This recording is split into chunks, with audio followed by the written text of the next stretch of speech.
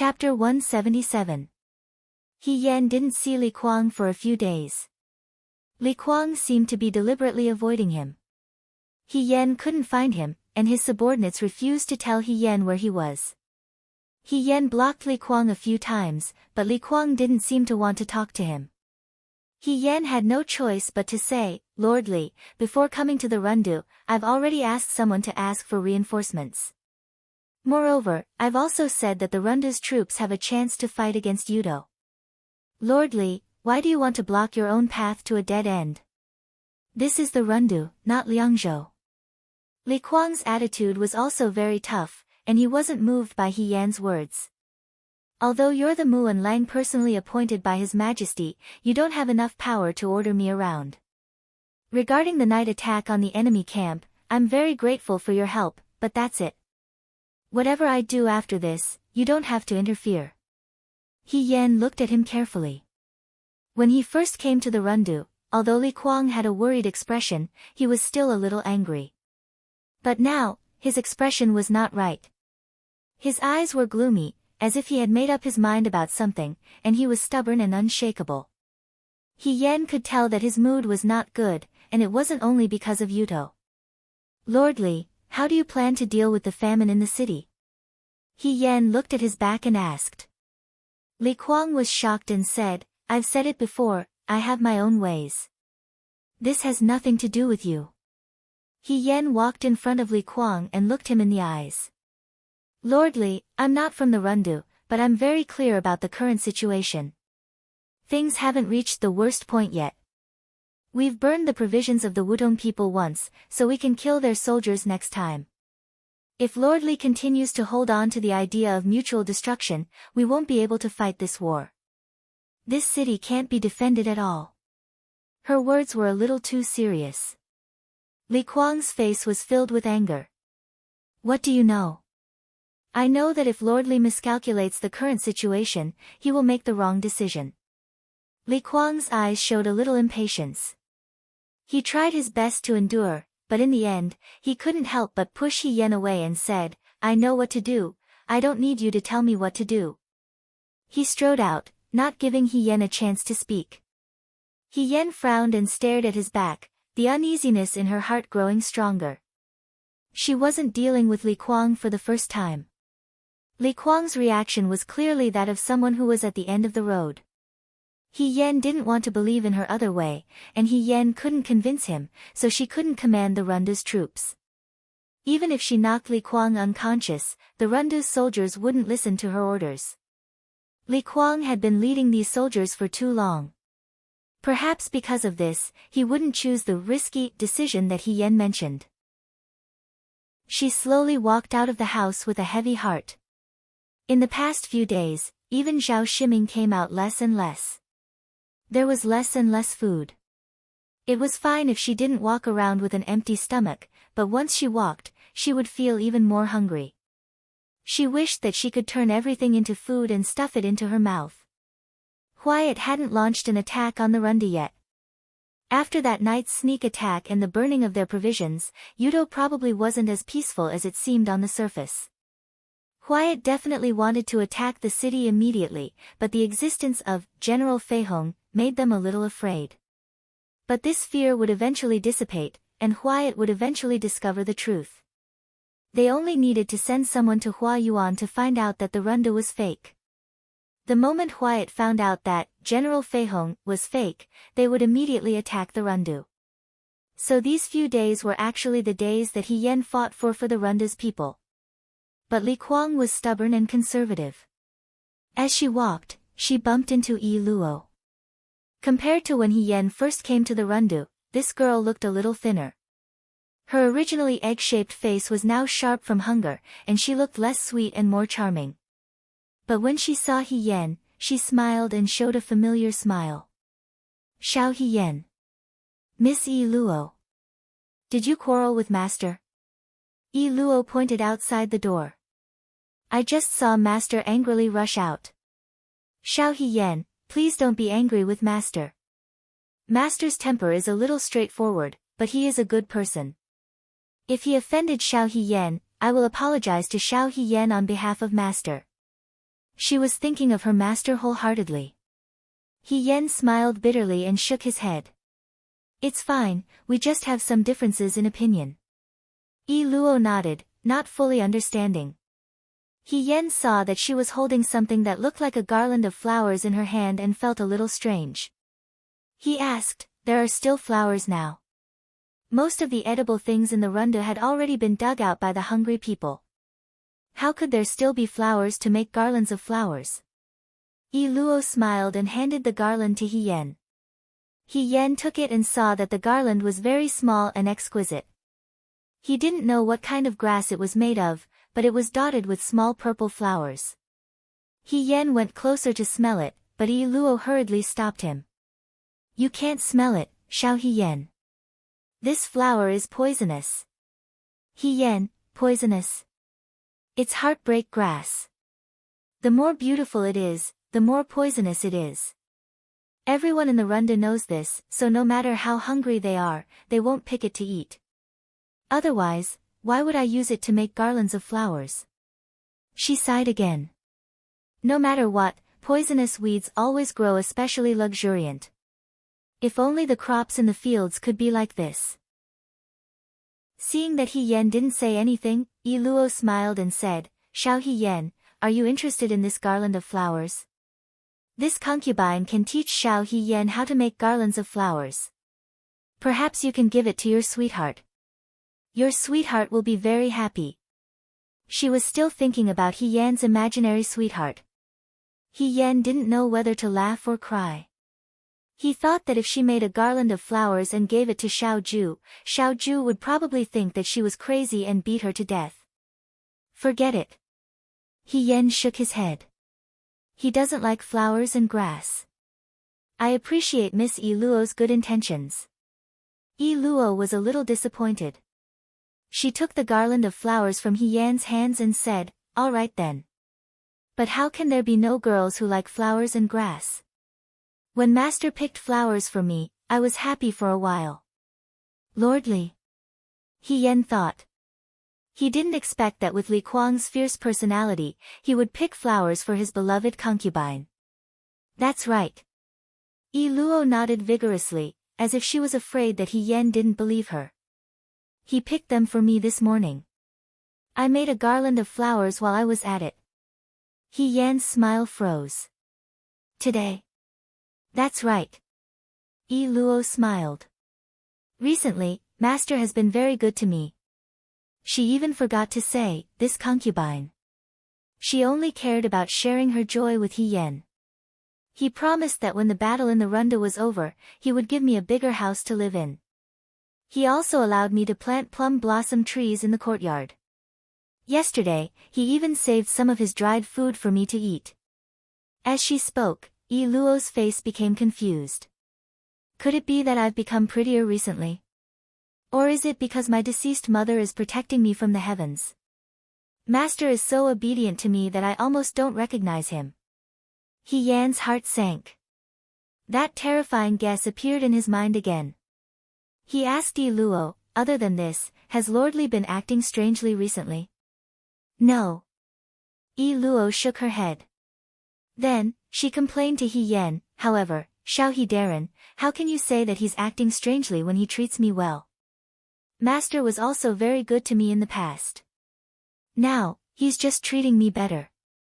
It's probably a friend in need is a friend indeed. Now that I'm accompanying Master, Master must be moved.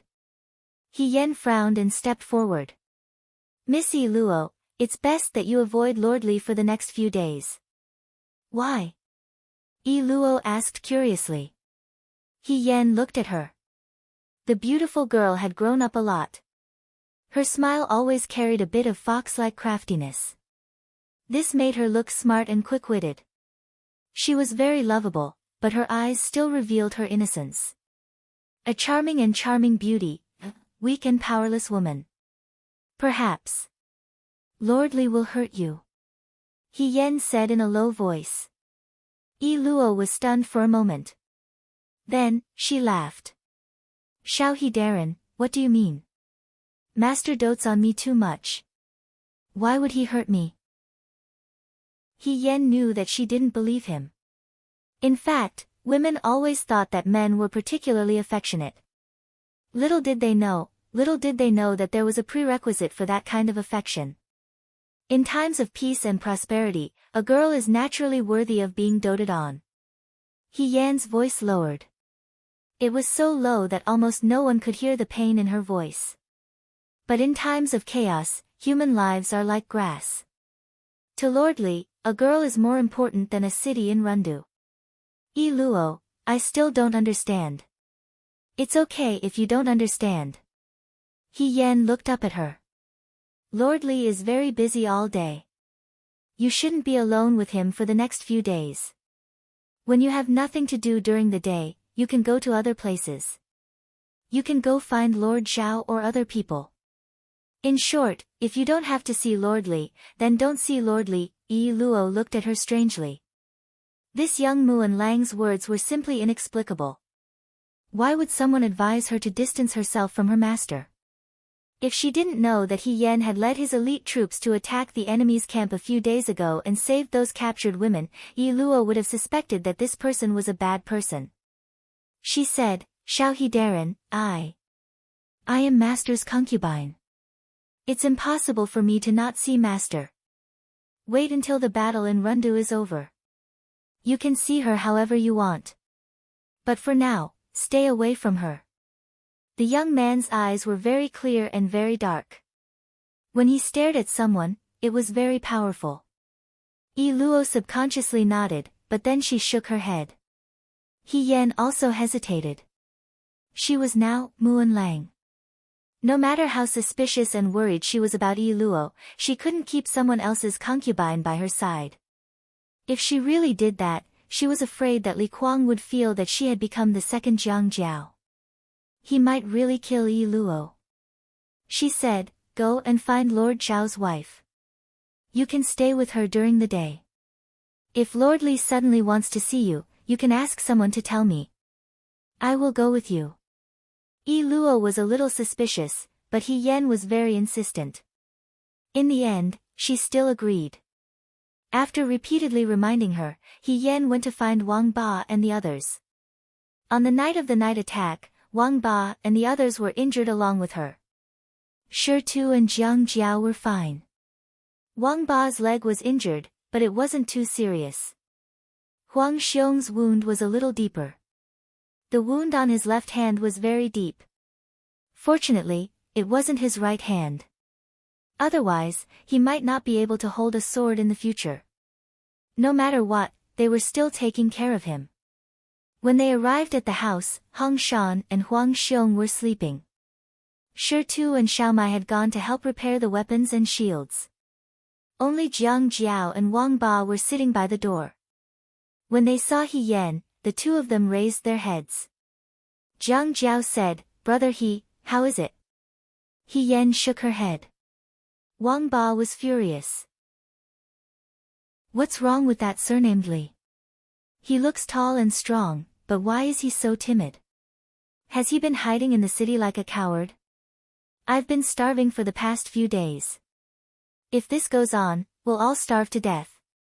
We'll still be hungry ghosts when we go to hell. It's better to die while killing Yuto. Jiang Jiao said, Lord Li is also afraid that the city will be destroyed and the people will be buried with him. It's just that. He looked at He Yan. I've asked the soldiers here. They've run out of food. These days, we've been relying on the dry rations we brought from Liangzhou. Even this little bit of dry rations was eaten yesterday. We haven't eaten anything since yesterday. We can't go on like this.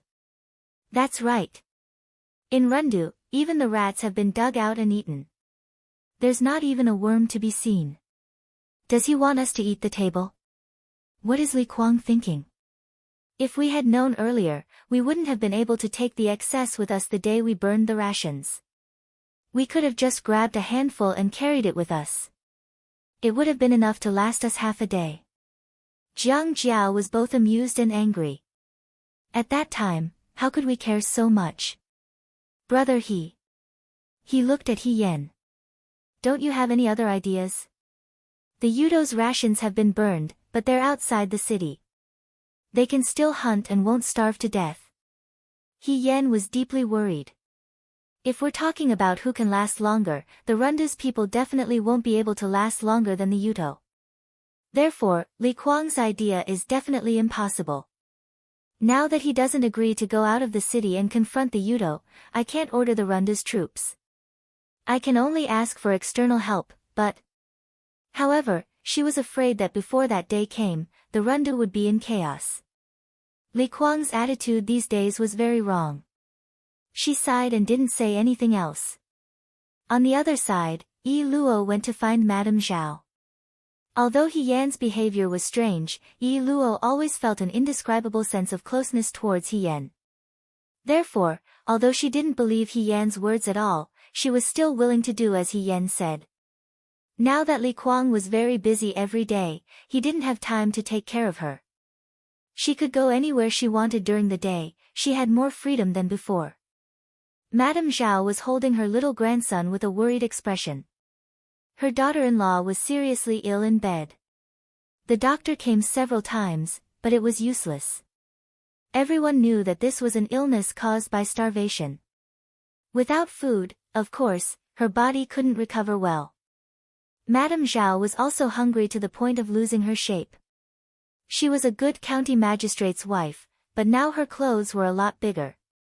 Her exposed arms were so thin and weak that it seemed like they could be broken with a little force. Beautiful Silk thought to herself. In the past, the delicate young ladies in the city would complain about eating less every day.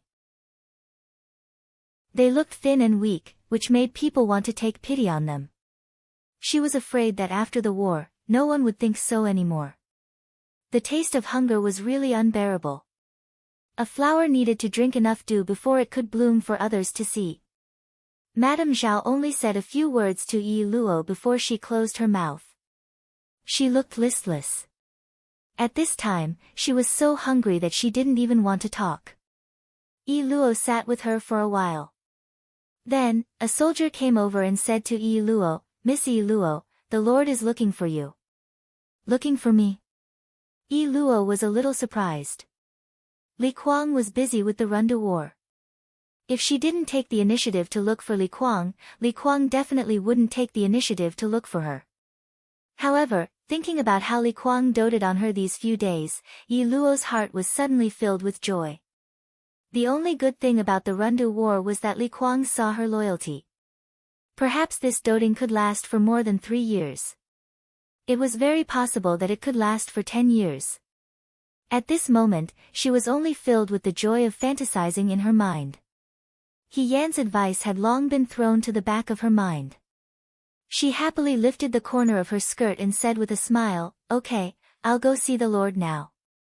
Yi Luo followed the soldier into the house. Li Kuang wasn't alone in the house. Li Kuang's deputy soldiers and several officials in the Runda city were also sitting in the house. There were also a few confidants of Li Kuang. Yi Luo felt a little strange. She originally thought that Li Kuang missed her and wanted to be affectionate with her. However, with so many people, it didn't seem like he wanted to be affectionate. Perhaps some important person was coming. She, the most beautiful girl in the Rundu, was going to fight for Li Kuang's face? But this didn't seem right. If there was an important person, why wasn't the county magistrate Zhao Shiming here? She walked forward and said, "Lord." Li Kuang's back was facing her. When he heard her voice, he turned around. These days, he was haggard and looked a lot older. When he stood next to Yi Luo, he really looked like Yi Luo's father. In the past, the famous general of Dewei, General Fei Hong, also teased her like this. However, Yi Luo didn't think much of it. Her own father had passed away early. Li Kuang gave her food, a house to live in, and shelter. There were many biological fathers in the world who couldn't do this for their daughters. Moreover, Li Kuang was a hero who protected the people. She admired him and never felt that there was anything bad about him. At this moment, her husband looked up at Yi Luo. There was a deep meaning in his eyes that she couldn't understand. It seemed to be deep pain, but it also seemed to be mixed with coldness. After looking at her for a long time, he asked in a hoarse voice, "Yi Luo, how long have you been following me?" Yi Luo tilted her head and thought for a moment, replying to Lord, "This concubine has been following you for more than 3 years. After this summer, it will be 4 years. Li Kuang doted on her very much, so he took her with him everywhere he went. His wife and son were both in Shuajing, and they still had to take care of their parents. It was impossible for them to follow him to the bitter cold of the border. However, Yi Luo, who looked young and beautiful, had been following him for many years without any complaints. In his life, he was straightforward. He didn't like women who schemed against each other. Yi Luo had some harmless schemes, but more than that, it was a kind of pure passion. She was easily satisfied. She always had the word, "fight for favor," written clearly on her face.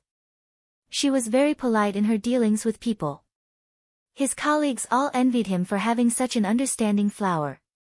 In fact, Yi Luo had never really enjoyed anything. As his beloved concubine, Yi Luo's life couldn't be compared to the other women in the capital. Li Kuang muttered, "It's been 4 years," his tone was heavy. Yi Luo inexplicably felt a little scared. She tilted her head to look at the people around her. The soldiers who were familiar with her in the past all turned their heads to avoid her gaze. Why was this? No matter how smart she was, she couldn't understand the reason behind this. She stared at Li Kuang with her grape-like eyes full of confusion. Li Kuang's eyes flashed with pain. After a moment, he said, "Come here." Yi Luo obeyed and went forward. He Yan talked with Jiang Jiao and the others for a while. Shi Tu and Hong Shan also woke up. Xiao Mai and Shi Tu helped to repair the weapons. When they returned to the room and saw He Yan, they asked, He Gu, aren't you going to find Lord Li today?" "I've already looked for him." He Yan shrugged. Jiang Jiao thought for a moment. "Why don't we go with you to find Lord Li? Let's persuade him together." He Yan actually felt that Jiang Jiao's move wouldn't have much effect. Li Kuang's attitude was too firm. But since it had already come to this, he might as well give a Hail Mary a try. He got up and said, "Okay, we can try again." Back then, Lu Buwang took her as his disciple because he was annoyed to death by her. Li Kuang's patience was not as good as Lu Buwang's, so he might be able to do the same. However, the result of this was very likely that Li Kuang would draw his sword against her. He Yan took the group to find Li Kuang again. On the way, they passed by Zhao Shiming's courtyard and saw Zhao Shiming's wife sitting at the door in a daze with her little grandson in her arms. He Yan was stunned and went forward to ask, "Mrs. Zhao, did you see Miss Yi Luo?" Before she left, she had clearly told Yi Luo that she would ask Yi Luo to find Mrs. Zhao. Why did it seem that Mrs. Zhao was alone now? Mrs. Zhao didn't seem to understand He Yan's words. After a while, she replied, she was called away by the commander.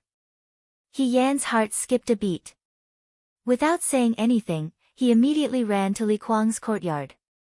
Behind him, Wang Ba and the others didn't understand. Wang Ba asked, "Why is he so nervous? Does he have an affair with that woman?" Hong Shan said, "Don't talk nonsense. He just arrived in the Runda not long ago." "But he can still attract bees and butterflies," Wang Ba muttered. He Yan ran to Li Kuang's courtyard in one breath. Today, there were soldiers guarding in front of Li Kuang's house. She was shocked and was about to rush in when she was stopped by the soldiers at the door. "What are you doing?" "The commander has ordered that no one is allowed to enter." He Yan stared at his eyes. What is he doing inside? Her gaze was as cold as an ice knife. The soldiers were frightened by her. Before they could speak, Zhao Shiming also came over. Seeing this scene, he frowned and said, "Why are you quarreling again? This is Xiao He. Get out of the way." The two soldiers seemed to come back to their senses. They looked at He Yan again and said firmly, "The commander has ordered that no one is allowed to enter." Muan Lang is the same. He Yan said, "Get lost." She took the sword from one of the soldiers' waist. The two soldiers tried to stop her, but how could they stop her? He Yan slapped the two of them to the ground. Then, she kicked the door open and strode in. As soon as she entered, she was stunned. Other than Li Kuang, there were many deputies and soldiers in the room. There was also a group of women kneeling beside the chairs. These women were dressed neatly. Some of them had tear stains on their faces, while others looked calm. However, He Yan still remembered one or two of their faces. They were the Dewey prisoners she rescued from Yuto during the night of the sneak attack on the enemy camp. In the middle of the room, there was a woman lying on the ground. The woman's body was covered by a white cloth. She couldn't see who she was, but she was holding a small and exquisite flower garland in her hand. He Yan's eyes immediately turned red. Chapter 178. The room was silent for a moment, then Li Kuang's angry voice sounded, "Who let you in?" He Yan raised her head and glared at him, trying to suppress her trembling voice. "You killed her. This is my family's business, what does it have to do with you?" Li Kuang seemed to not want to see her. "Get out." Some of the soldiers around couldn't bear to look at He Yan, some avoided her gaze, and some bowed their heads in silence. No one said a word. "Why should I get out?" He Yan said coldly, "Even if Yi Luo is your family's business, these women were saved by me from Yuto. This shouldn't be your family's business, Lord Li." She suddenly raised her voice. "Are you going to kill them all?" When the women on the ground heard this, some of them started to sob quietly. Zhao Shiming, who rushed over after hearing the news, finally rushed in with Wang Ba and the others. When he saw the corpse in the room, he was shocked. Zhao Shiming asked with trembling hands, "What's going on? What happened? Who is this person?" He Yan took a step forward, and Li Kuang said angrily, "Don't touch her." The next moment, the white cloth was removed. The girl on the ground was bleeding from her chest, and her clothes were dyed red. She was lying on the ground with a calm expression, like a beautiful flower. A few hours ago, she was still smiling and showing He Yan the garland she made, and telling others about her future.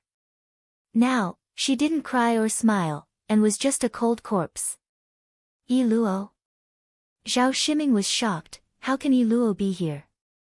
Did Yuto sneak in? Lord Li? What's going on?" If Yuto really sneaked in, how could Li Kuang be so calm, and the Rundu would be in chaos? But, how could he explain the scene before him? Li Kuang stared at He Yan, but He Yan remained unmoved. He looked at him and said word by word, "You'll have to ask the Lord Li about this. I think the Lord Li is trying to imitate Zhang Sun of the previous dynasty." As soon as he said this, Zhao Shiming gasped. Among Wang Ba and Shirtu's group, only Jiang Jiao had studied before. The others did not understand what He Yan meant. Only Jiang Jiao's expression changed slightly. In the previous dynasty, Zhang Sun guarded Suiyang city. When the city ran out of grain, he killed his concubines to feed the soldiers. What is the Lord Li doing? You want to be Dewey's Zhang Sun, but there are other ways to make a living in Rundu. Why do you have to do this? What do you know? Li Kuang couldn't help but scold her, "You're just a woman. If I can save the people of the city, I won't regret even if I die. She's just a woman. Dying for Rundu is not a pity at all." He Yan looked at him. Li Kuang had fought the enemy side by side with her, and they had gone through life and death together. Although she and Li Kuang were not close friends, they could be considered old friends. He Yan had never doubted Li Kuang's character. As a military leader, he was upright, brave, and loyal. However, in the eyes of the world, he was a hero. In his eyes, women were just like cats and dogs. They were animals. They were nothing more than sacrificial lambs. His favorite concubine could be killed in the blink of an eye for the sake of righteousness and become food to fill his stomach. This was even more terrifying than swapping children for food. She had thought that this might happen, but that was the matter of the previous dynasty. Now it had not reached such a desperate situation, and Li Kuang was not Zhang Sun. He Yan still had hope. She thought that perhaps she had thought too much of human nature. But nothing could stop it. Li Kuang still made the same choice. When he was reading the biography of Zhong Yi in the Xianchangguan, Zhang Sun lost Suiyang. The enemy could not break the city, so they camped outside the city and waited for the soldiers and horses in the city to starve to death. There was no food in the city. Zhang Sun killed his beloved concubine and forced the soldiers to eat her. Then someone killed the servants to make food for the army. The women in the city died, and the men took over. The number of people eaten was 20 to 30,000.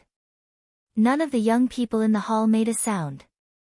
The atmosphere was quiet.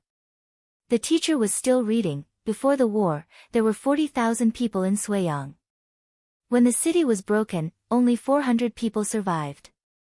They were all young people in their teens, and they all came from rich and high-ranking officials. They had never heard of such a tragic thing. Cannibalism was already shocking enough. If a war was added, it would be even more shocking. The teacher asked, "Do you think what Zhang Sun did was right or wrong?" The young people spoke enthusiastically and each made their own statements. In the end, they still thought that Zhang Sun's actions at that time were understandable. The teacher said, "Killing people is against human nature." But it was not Zhang Sun's original intention. There is a saying, the crime of Tsang Huang is light, but the merit of revival is heavy. The cannibalism is too small, but the merit of defending the city is too great. The young people nodded in agreement. They all thought that although it was tragic, it was precisely this incident that reflected Zhang Sun's loyalty. After all, the concubine was a family matter, but defending the city was a national matter. Zhang Sun was a loyal minister who sacrificed his concubine to defend the country. He Yan did not think so at that time. She sat in the hall and did not speak. She also did not agree with the young people's opinions. She only frowned and looked solemn. The teacher saw that she did not agree and called her up with a smile. He asked, "He Rufei, do you have a different opinion?" At that time, she was still an idiot who was at the bottom of the exam in Xianchang Dojo. When her name was called, she felt a little uneasy. However, the anger in her heart could not be appeased. She finally gathered her courage and said, "Everyone says that Zhang Sun is a loyal minister and a righteous man. It is indeed true. But aren't those people who were eaten innocent? I can understand his choice, but if it were me, I would definitely not do that." "Oh. What do you think?" the teacher asked with a smile. "I will lead the remaining soldiers and fight to the death with the rebel army outside the city." The young girl stood in the hall. The sunlight shone through the window and fell on her face. Her delicate and slightly childish face was covered with a layer of determination. The person who holds the sword in his hand should know where the tip of the sword is pointed. Whether it is the enemy in front of him or the weak behind him. "I will never draw my sword against the weak." The hall was silent for a moment. Then, the laughter of the young people rang out. "Weak? What weak? He himself is a weak person. Also, Brother He's swordsmanship is so bad. How can he hold a sword? I'm afraid you're not dreaming. What you said is so powerful. How is that possible? If such a bad knife and horse can be sent to defend the city, I think there is no need to defend the city." Ha ha ha. He Yan was surrounded by laughter and her face flushed red. She pursed her lips and thought, 30 years in the east, 30 years in the west, maybe one day, she would be a general galloping on the battlefield. At that time, she would definitely protect the people she wanted to protect. She would never let the unarmed common people become food for the army. If she wanted to do something, she would be the bravest general. The teacher calmed down the young people who were laughing at her. He looked at He Yan with gratification in his eyes. "You can think from the perspective of the common people. It shows that you have a heart of compassion for the weak. This is very good." He Yan sighed in her heart. It was not that she had a heart of compassion for the weak. It was because the young people who were laughing in the hall were all men. Naturally, They thought of her as Zhang Sun. And she was a woman. Naturally, she stood in the position of beloved concubine. From the standpoint of Zhang Sun, this action was very righteous. From the standpoint of beloved concubine, this was just an undeserved disaster. The joys and sorrows of people in the world could not be interconnected at all times. It was nothing more than a choice made based on one's position. Just like this moment. He Yan said, "You are a loyal subject. What crime have you committed?" "You don't need to say so much to me," Li Kuang said coldly. "Yi Luo is my concubine. She is my person. How I deal with my people is my business. As for these women, ask them if they were willing. I did not force them." He Yan looked at the women sitting on the floor. One of the women's eyes were red. She kowtowed to He Yan and said softly, "Thank you, Darren, for planning for us. It's just that, we have already been defiled by the Yuto. Our bodies are no longer clean. Since we cannot go home, we also do not have the face to live in this world. Now that we can use our bodies to fight for a chance to live for the Rundu, it is our good fortune. Perhaps this merit can help us wash away the mud on our bodies and accumulate good fortune in the future." "What merit?"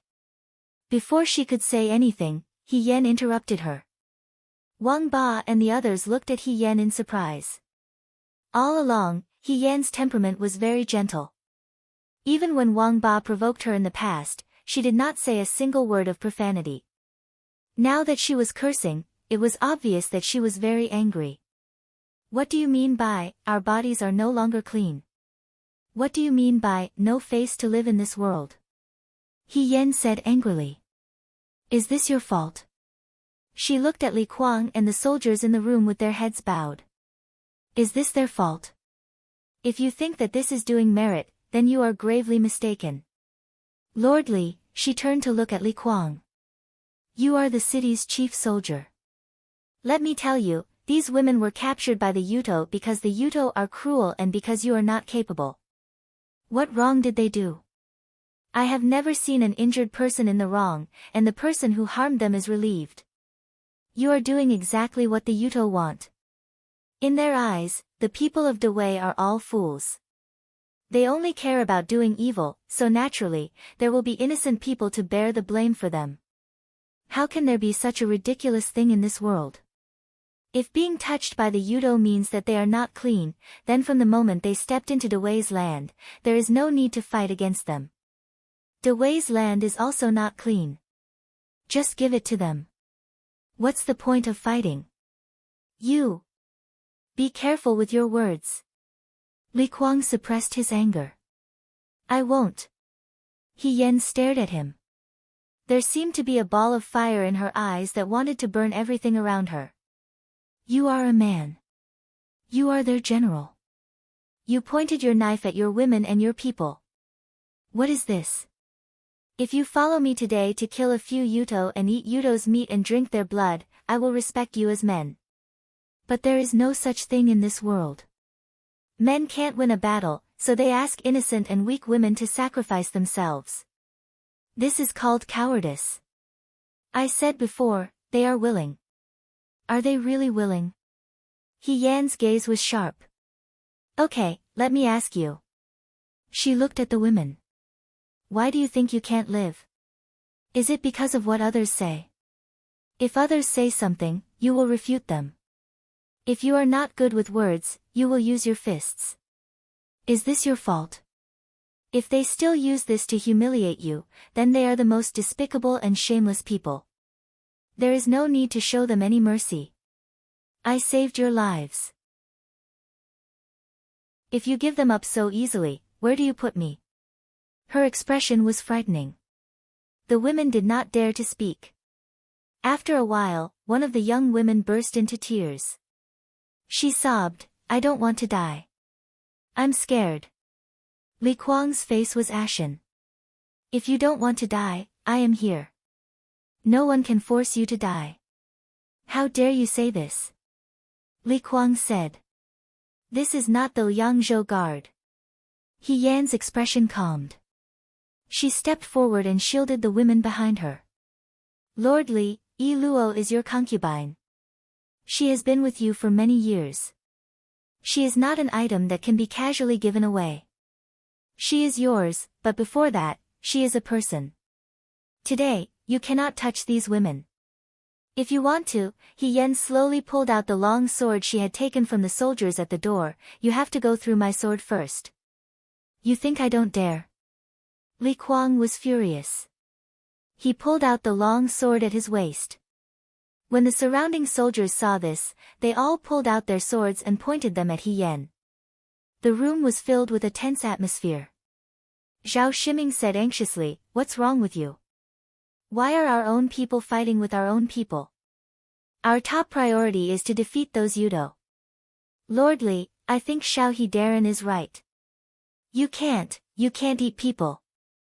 If you do this, the people outside will follow suit. What will happen to Rundu city then? Even if we manage to defend the city, do you want the people of the world to point at our backs and curse us? He also had his own selfish motives. Yi Luo was Li Kuang's most beloved concubine. Zhao Shiming had to admit that Yi Luo was beautiful and intelligent. She was very lovable. If it was him, he definitely wouldn't be able to do it. However, Li Kuang could kill her without any hesitation. These martial artists, sigh. In the end, as officials, wouldn't they all have to set an example? At his age, he hadn't even killed a chicken in his life. If he had to send his family to their deaths, Zhao Shiming would rather die himself. Thus, he immediately stood on He Yan's side. Li Kuang didn't care about Zhao Shiming. He didn't care about a county magistrate who didn't even know how to wield a sword. What made him angry was He Yan. No one would have thought that He Yan would barge in so rashly and criticize him without any explanation. Yi Luo had been with him for many years. Didn't his heart ache? Didn't he hesitate when he killed her? However, the battle had already reached this point. If the Rundu couldn't be defended, everyone would die. Killing Yi Luo in front of these deputy generals also made them understand their determination to defend the Rundu. Among these deputy generals, they had met Yi Luo many times. They couldn't bear to see a living girl killed in front of them. There were also people who pleaded for Yi Luo. However, Li Kuang thought that he would do what Zhang Sun did in the past. It didn't matter even if he had to bear the curse of the world. His merits and demerits would be judged by future generations. However, this Muan Lang, He Yan, barged in and stood in front of him to protect those women. His gaze was so bright that it made him feel ashamed. He suddenly thought of He Fei. General Fei Hong, who was still a deputy general, would try his best to save the women who were captured by the enemy in every battle. In fact, when these women returned home, what awaited them was not good. However, He Fei would always patiently comfort them and encourage them. Li Kuang had never seen a man who was so considerate. However, he thought that General Fei Hong was the only one in the world who was so naive. However, another one appeared in front of him today. Li Kuang's expression was cold. Muan Lang, are you going to fight with me? I'm sorry, but I can't let them die here. A woman on the side cried and looked at He Yan. Sir, don't waste your energy on us. If our lives can be exchanged for the safety of the Rundu, we are willing. The safety of the Rundu cannot be exchanged for by you. He Yan said coldly. Sacrificing women for safety is no different from begging for mercy from the enemy. Lord Li, this is not the previous dynasty, and you are not Zhang Sun. Li Kuang was almost angry. He knew that every word of the young man in front of him was correct, but he had no other choice. You want to fight with me? He said coldly. What the hell is this? Wang Ba spat on the ground. You think it's reasonable to kill a woman? We bandits don't kill women, the elderly, or children. As the saying goes, even bandits have morals. You soldiers who live off the imperial grain are worse than animals. Don't waste time. We, the 1st, 2nd, 3rd, 4th, 5th, 6th, and 7th of the Liang Province Guards, accept your challenge. He spoke as if he was fighting in a martial arts arena. Li Kuang was so angry that his expression became even uglier. At this time, another person walked in. It was Chu Zhao. He looked at Li Kuang and bowed. Then, he smiled and said, "Lord Li, this is not appropriate.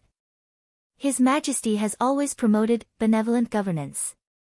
If word of cannibalism reaches His Majesty's ears, I'm afraid His Majesty will not be happy." He was going to stand on He Yan's side. Chu Zhao represented Prime Minister Su. One was Liang Province Guard, and the other was Prime Minister Su. The pressure was unimaginable. Li Kuang was angry and annoyed. Who was this He Yan? Why were they following him like this? However, the soldiers around him were all looking at him. He gritted his teeth and said, "You are not my opponent." He Yan smiled and held his sword horizontally in front of him. "Lord Li, why don't you try?" The tip of the sword was cold and the air was cold. The gunpowder in the room was about to explode. At this time, a soldier's voice suddenly came from outside. "Sir! Sir!" Li Kuang was filled with anger. He couldn't go up or down. Hearing this, he said angrily, "What are you shouting for?" In the next moment, the door to the room was opened again. Someone walked in with a calm voice. "Lord Li, before you teach the Liang Province Guards a lesson, you should ask me first." This voice. He Yan was startled.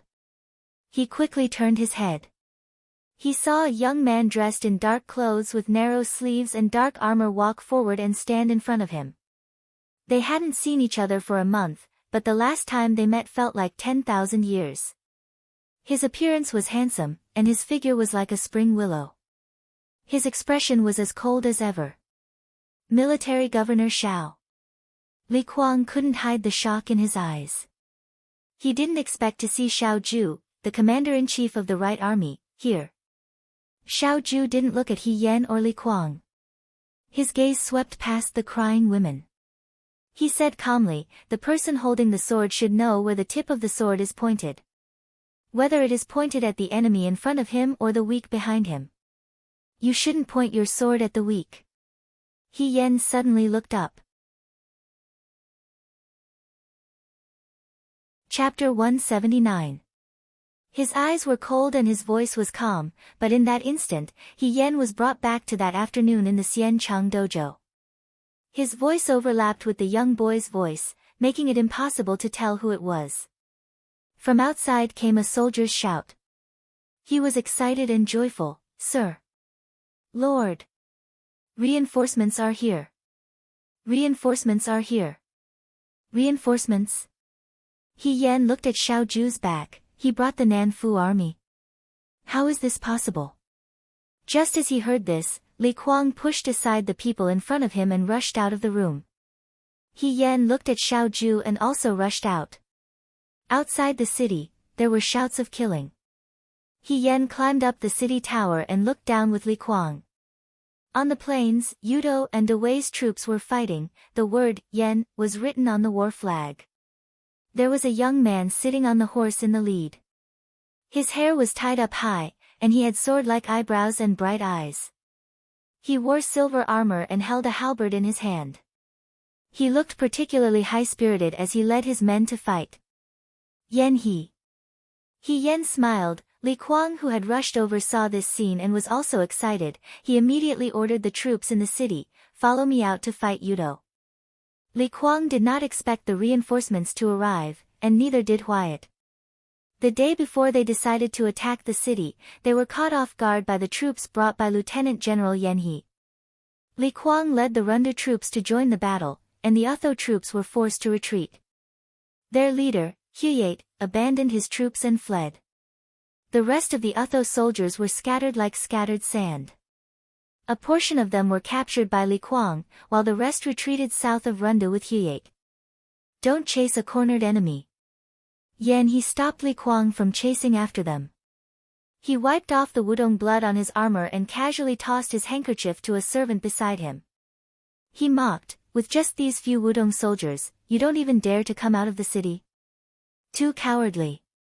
These words were not pleasant to hear, and it was said by a kid who was much younger than him. Li Kuang was not angry. If Yan He had not brought reinforcements, the Yuto would not have retreated so quickly. He was truly grateful to Yan He. This was out of his expectations. Who knew that General Fei Hong, who had been waiting bitterly, did not come, but Lieutenant General Guida came. I thank Generals Yan on behalf of the people of the city. The Rundu will never forget your help. However, he hesitated. Why did Generals Yan come to the Rundu? He had never written a letter to Yan He. Yan He snorted and laughed. He carried the Fengtian halberd on his back and walked forward casually. Let's talk inside. The soldiers cleaned up the battlefield outside until late at night. Everyone clapped their hands in celebration of this great victory. Not only that, Yan He had not only brought reinforcements, he had also brought food. The soldiers set up a large pot in the city and used the food they brought to cook porridge.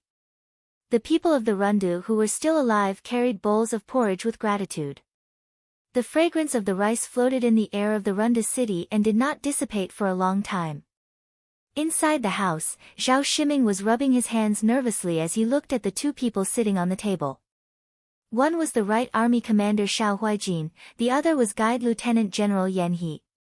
He was just a county magistrate of the Rundu. How could he meet such important people in his life?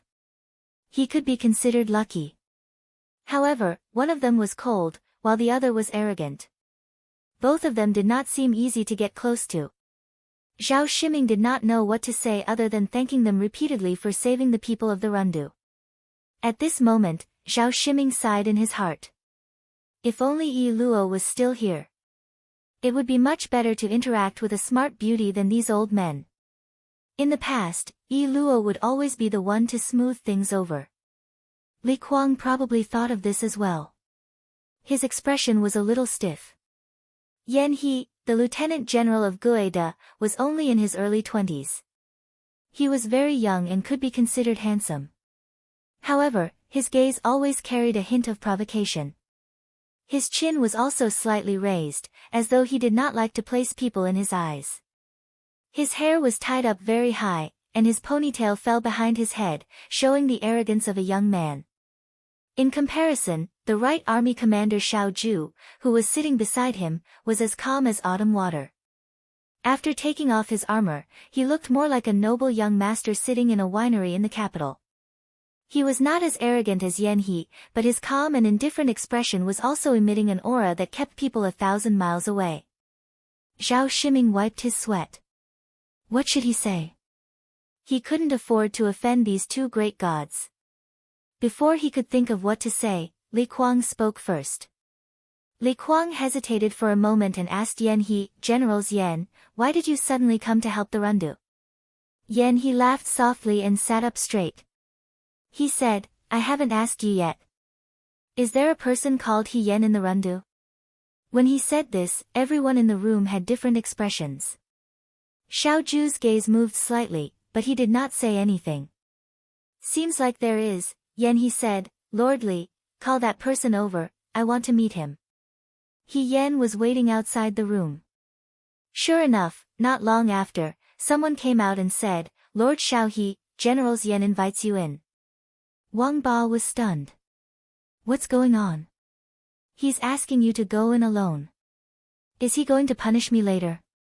Why don't we go with you? Jiang Jiao was also slightly hesitant. You left the Liangzhou guards this time. If military governor Xiao issues a military order to punish you, it's not because of that. He Yan looked at the door and shook his head.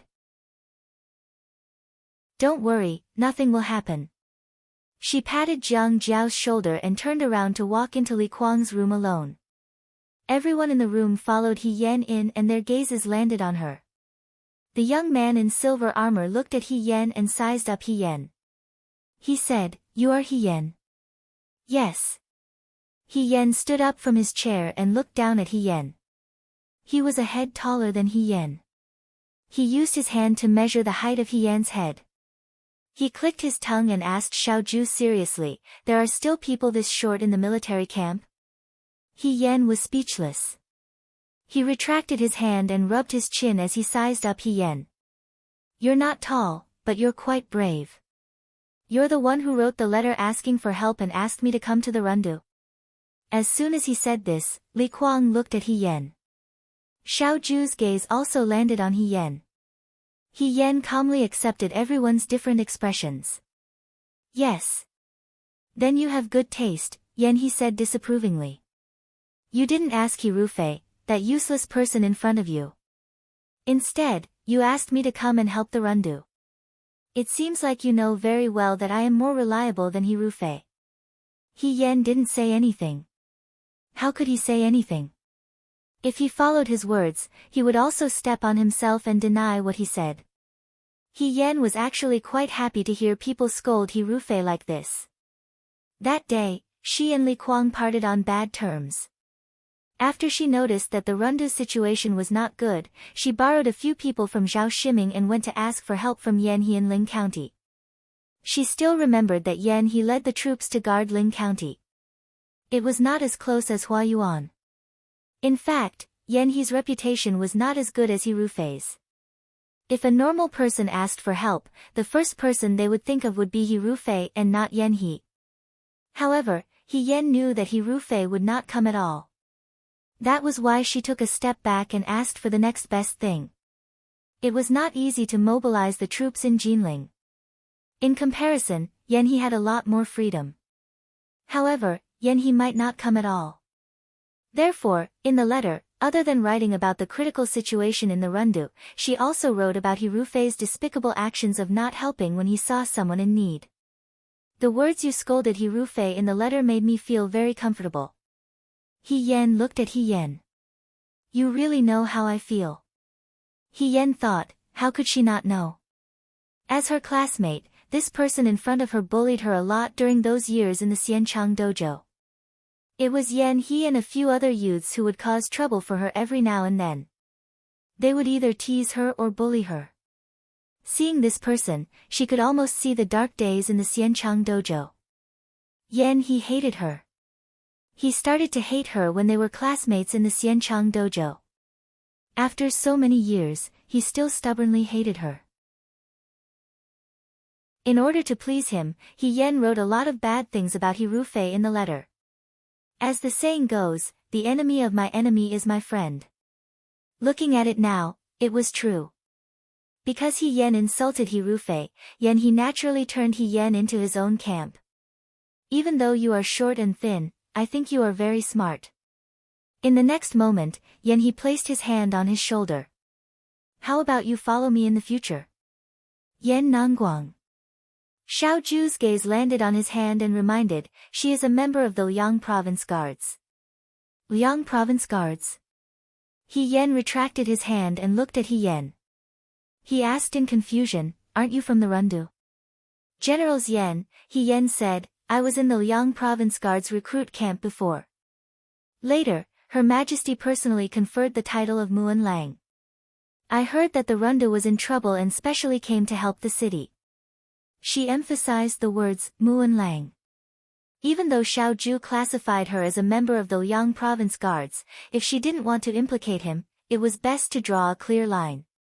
You are a member of the Liang Province Guards and came to the Rundu yourself? Yan He glanced at Xiao Ju and then looked at He Yen. The relationship between them was too complicated and he couldn't understand it. He simply returned to his seat and leaned against the chair. He snorted and said, forget it, I don't want to know about your complicated internal affairs. However, this He, what is it again? He Yen was already used to this fellow's arrogance and reminded him, He Yen, I didn't come because of your letter asking for help. Even if I came, it wouldn't be so fast. Zhao Shiming asked cautiously, then may I ask why Generals Yan He laughed and looked at Xiao Ju provocatively. The commander-in-chief of the Right Army personally asked me for help. This is the first time in his life that he has asked me for help. I am so generous, so of course, I have to come and help. Isn't that right, Military Governor Xiao? Xiao Ju's expression was indifferent and she didn't pay attention to his words. He Yen was astonished. Yan He meant. Xiao Zhu also asked Yan He for help. That's right, he didn't bring the southern prefecture soldiers here. After all, Liang province wasn't as close as Ling County. She actually thought of the same thing as Xiao Zhu. In that case, even if she didn't write the letter asking for help, Yan He would still come. Rundu City shouldn't be destroyed. Lord Li, County Magistrate Zhao. Yan He played with his hair. Although this time it was this He Yan and Military Governor Xiao who asked me for help, the one who led the troops here was me, Yan He. You know very well where the credit goes this time. The victory of the Rundu City this time was all thanks to Generals Yan. Zhao Shiming quickly said. As soon as he spoke, he realized that there was another person in the room. He immediately looked at Xiao Zhu. Seeing that the young man's expression was calm and there wasn't a trace of displeasure, he was relieved. Fortunately, this one person didn't care about the credit. If both of them came to snatch the credit, his small temple in Rundu City wouldn't be able to accommodate two big Buddhas fighting. He Yan had long heard about Yan He's love for credit. However, this time the Rundu City was defended because of Yan He's help. It was understandable that he wanted the credit. Yan He stretched lazily and yawned. I've been rushing for days and I've been playing Yuto the moment I arrived. I haven't had a chance to rest properly. I need to rest. I'll have to trouble everyone to prepare hot water for me. There's no need for food. I heard that the people here are so hungry that they're about to eat people. I don't have the hobby of eating people. Zhao Shiming repeatedly said yes and quickly ordered the servants to prepare the food for Yan He. Yan He stood up and was about to walk out. When he passed by Xiao Zhu, he stopped and looked at Xiao Zhu. He said in a conceited tone, whether you admit it or not, Xiao Huijin, this time, I've won against you. After saying this, he seemed to be in a good mood. He placed his hands behind his head and swaggered out. He Yan stared at his back. He was puzzled. To be honest, Yan He didn't like Xiao Zhu back then and always went against Xiao Zhu. It was all because Xiao Zhu was better than him in both civil and military matters. After being in second place for a long time, he wanted to have a taste of being in first place. However, that first place just wouldn't drop no matter what. It was indeed annoying. However, even she, who was in last place, would always find fault with him. He Yan didn't understand. How did she get in his way? The person who was fighting with her for last place was Lin Shuanghe, not Yan He. Why was Yan He so resentful towards her? This resentment had persisted for so many years. However, Yan He's temperament was exactly the same as back then. He was competitive, obstinate, and self-opinionated. All his emotions were written on his face. As she was thinking about this, Xiao Zhu stood up and walked out. When she passed by her, she said coldly, "Come here." He Yan, she sighed in her heart. She knew that this day would come sooner or later, but she didn't expect it to come so early. After all, who would have thought that Xiao Zhu would follow Yan He to the Rundu? Jiang Jiao and the others waited patiently outside until He Yan came out. When they saw her walking out with Xiao Zhu, they all looked serious. From the looks of it, they were going to settle scores in private. Hong Shan gestured to her to ask if they needed to go and plead for leniency. He Yan shook her head slightly. This wasn't something that could be brushed off with one or two pleas. The room darkened. Only the light from the oil lamp on the table shone on the wall, casting shadows on the walls. The room that Zhao Shiming arranged for Xiao Zhu could be considered luxurious. He Yan followed him in and buried her head. She was thinking about how to smooth things over when the person in front of her suddenly stopped and turned around. She bumped into Xiao Zhu's chest. He Yan took 2 steps back and stood still. She raised her head and saw the person in front of her looking down at her. Although he didn't say anything, it was a little scary. The air was so quiet that it felt cold even in the summer. He Yan paused and coughed softly. Commander-in-Chief, he looked at the sword in He Yan's hand. It was the sword that she snatched from Li Kuang's guards when she was trying to save the women who were captured. She forgot to return it to Li Kuang. He Yan's heart tightened. She put the sword on the table and explained, "This is someone else's sword." Xiao Ju took a step forward. He Yan held his breath. He thought that she was going to denounce him. The next moment, his arm was grabbed and turned over. There was a knife wound on his palm. It wasn't deep. He had been holding it. The bleeding had stopped, but it looked a little scary. He Yan probably hurt his hand when he was fighting with Li Kuang's guards.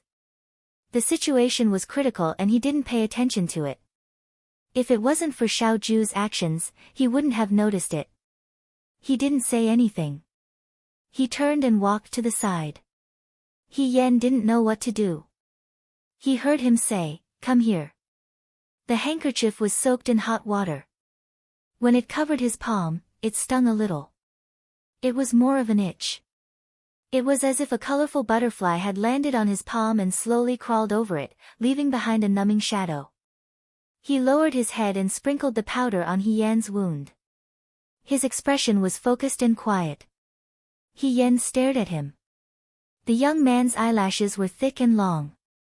Under the light, his side profile was as handsome as a painting. He was silent, gentle, and calm. There was no condemnation or sarcasm as expected. He Yan inexplicably felt a sense of guilt. It was as if he had done something unforgivable and had wronged Xiao Ju. She mumbled, "Commander-in-Chief, actually I didn't follow fourth young Master Chu to the Rundu. It was a coincidence that Chu Xiao was here." However, in Xiao Ju's eyes, she might have misunderstood. Although she was determined to stay away from Xiao Ju to avoid bringing trouble to him, she didn't want him to misunderstand and think that she was on Chu Xiao's side. "I know." His voice was cold and emotionless. He Yan didn't know what to say for a moment. He Yan's movements were very gentle, even gentler than when he was applying the medicine on himself. Because he was very tall, he had to bend over slightly when applying the medicine. He Yan originally followed his gaze and looked at Xiao Ju's palm. As she looked, her gaze fell on Xiao Ju's face. No matter how many good words were used to describe him, she felt that something was missing. Just as she was lost in thought, Xiao Ju suddenly raised his head and met her gaze without warning. His dark eyes were glittering and clear as autumn water. She was caught red-handed and her ears turned red. However, she still had to maintain a calm expression. She pointed at her palm and said, "It's done." The wound didn't look as scary as before after the powder was sprinkled on it. He Yan retracted his hand and felt a little uneasy. This didn't seem to be Xiao Ju's style. If Xiao Ju was a normal person, she would have come over and asked him questions. However, she was so quiet today that He Yan didn't know where to start. Why did she change her personality? He Yan didn't understand. However, if Xiao Ju didn't ask, she didn't know what to say either. After he finished applying the medicine for He Yan, he sat down on a chair in the room. He didn't let He Yan leave, nor did he have any intention of asking her questions. After a while, He Yan couldn't help but ask, "Commander-in-Chief, why didn't you ask me why I left the Yangzhou guards and came to the Rundu without permission? You are the Muan Lang personally appointed by Her Majesty. You have the official seal and the official uniform. You can decide whether you want to stay or leave. You don't have to discuss it with me," Xiao Ju said calmly. "It's up to you whether you want to stay or leave." This was originally an excuse that He Yan had prepared for herself. She didn't expect that Xiao Ju would be one step ahead of her. This made He Yan unable to continue her words. "I forced Wang Ba and the others to come here. Please don't punish them. I will take responsibility for this matter. I don't have any bad intentions. I was just worried that the Rundu would fall, so I overestimated myself and came to help. Forget it." Since Xiao Ju didn't want to speak, she would take responsibility for herself first. Her attitude was better when she admitted her mistake. "Why do you think," Xiao Ju said, "He Rufei won't help the Rundu?" In the end, he would still ask this question. He Yan sighed in his heart and looked at him. "If I say that He Rufei is not a good person, will you believe me? Xiao Zhu looked at her indifferently and raised the corner of her mouth. Evidence. I can't produce any evidence, and I can't convince you. However, in my opinion, He Rufei isn't the hero that people say he is. She said, He Rufei, instead of General Fei Hong. Commander-in-Chief. He Yan looked at him and slowly said, if one day, He Rufei and I have different standpoints and draw our swords against each other, which side will you stand on? She had wanted to ask this question for a long time. He Rufei and she would eventually have such a day. The He Rufei that Xiao Zhu knew was the He Rufei of the Xianchang Gymnasium, and the He Yan that Xiao Zhu knew was the current He Yan. Both of them were actually her, but how would Xiao Zhu choose? He Yan wasn't very sure. It seemed that every one of her had a good relationship with Xiao Zhu, but they weren't close friends. He Yan didn't know what she was like in Xiao Zhu's heart and what she meant to him, whether it was in the past or now. Xiao Zhu looked at her quietly. After a while, he said, it's very late today. You should go out. He didn't answer He Yan. He Yan didn't know if she was disappointed or glad. She was disappointed that Xiao Zhu didn't answer her directly, but she was glad that Xiao Zhu didn't deny her.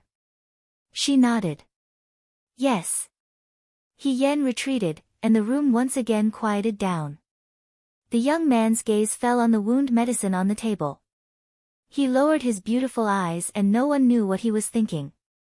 After a while, someone walked in. It was Fei Nu. He walked to Xiao Zhu and whispered, young master, Wan Ying's news came back. He Sui's problem hasn't been found yet. She's fine. Xiao Zhu interrupted him. Fei Nu was stunned.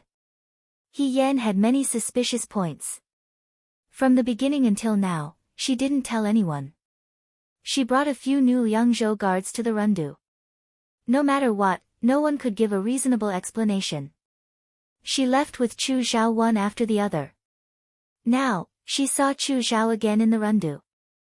Qi Wu and Fei Nu couldn't help but suspect that He Yan might be Chu Zhao's man. But they also felt that if she was Chu Zhao's man, her behavior was too arrogant and undisguised. The young man stood up. His shadow was long under the light. He looked at the light at the corner of the table thoughtfully. After a while, he said, tell Wan Ying that she doesn't need to investigate He Yan.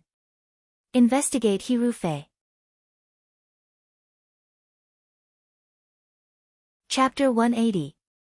The Rundu city gradually regained its vitality. Yan He's troops not only chased away the Yuto, but they also brought back food. The food sent from Huayuan solved the Rundu's urgent needs. General Fei Hong is not in Huayuan. Li Kuang looked at Yan He in confusion, he already returned to Shuajing. How is that possible? Are you suspecting that I'm lying? Yan He frowned. No, Li Kuang said, it's just that, when the Rundu was surrounded by the Yudo, I immediately asked for General He's help. There were 3 groups of people, so it's impossible for there to be no news at all. I originally thought that he didn't come because the situation in Huayuan wasn't good, but why did he return to Shuajing? You'll have to ask him. Yan He put his hands behind his head and leaned back in his chair. I'm not familiar with He Rufei. Li Kuang didn't say anything. While the two were silent, someone came in. It was Zhao Shiming. Zhao Shiming first looked at Yan He, then carefully said to Li Kuang, Commander, that Yi Luo is being buried today. When Li Kuang heard this, his expression became ugly. After a while, he stood up and said, let's go. Yi Luo wasn't actually from the Rundu, but her parents passed away early, so she didn't have any other relatives. It was summer, so they couldn't bring Yi Luo's body back to Shuajing, so they could only bury her here. She was buried in a deep forest in the Rundu city. The scenery was beautiful, and there was a large grape forest not far away. Yi Luo loved to eat grapes when she was alive, so she would probably be happy to be buried here. When they arrived, they didn't expect that Xiao Zhu and He Yan would also be there. Beside the two of them, there was a young man in white holding a folding fan. Xiao Zhu didn't mind, but when Li Kuang saw He Yan, he felt uncomfortable. That day, he and He Yan had almost drawn their swords in the hall. In the end, it was true that everything came to an abrupt end because of Xiao Ju's appearance. However, after the dust had settled, in the dead of the night, He Yan's words always lingered in his ears, smashing him until he couldn't sleep at night. On the bed next to him, when he turned his head, he could see Yi Luo's smiling face. However, when he opened his eyes, he couldn't grasp anything. He had not been able to become Zhang Sun, but he had also lost beautiful silk forever. This Yan He Yan He Yan, Yan Yan He Yan, Yan He Yan He Yan Yan, Yan He Yan He Yan, Yan He Yan Yan Yan, Yan He Yan, Yan Yan He Yan Yan Yan, Yan Yan He Yan. He Yan didn't look at Li Kuang. In fact, Shi Yan didn't want to look at Li Kuang. She and Li Kuang had fought side by side. She knew that Li Kuang was loyal and righteous. However, because she was a woman, she always stood on Yi Luo's side. Therefore, she felt that the woman was innocent. The coffin was placed in the ground. Everything was settled. He Yan looked at the small stone tablet. What was ridiculous was that Yi Luo died at the hands of Li Kuang. However, the name on the tablet was that she was Li Kuang's wife. He Yan lowered her eyes and walked forward. She placed the small garland with purple flowers in her hand in front of the stone tablet. This girl once said to her that she hoped that she would still be Li Kuang's favorite concubine 10 years later. Life was unpredictable. Before 10 years had passed, she would no longer exist in this world.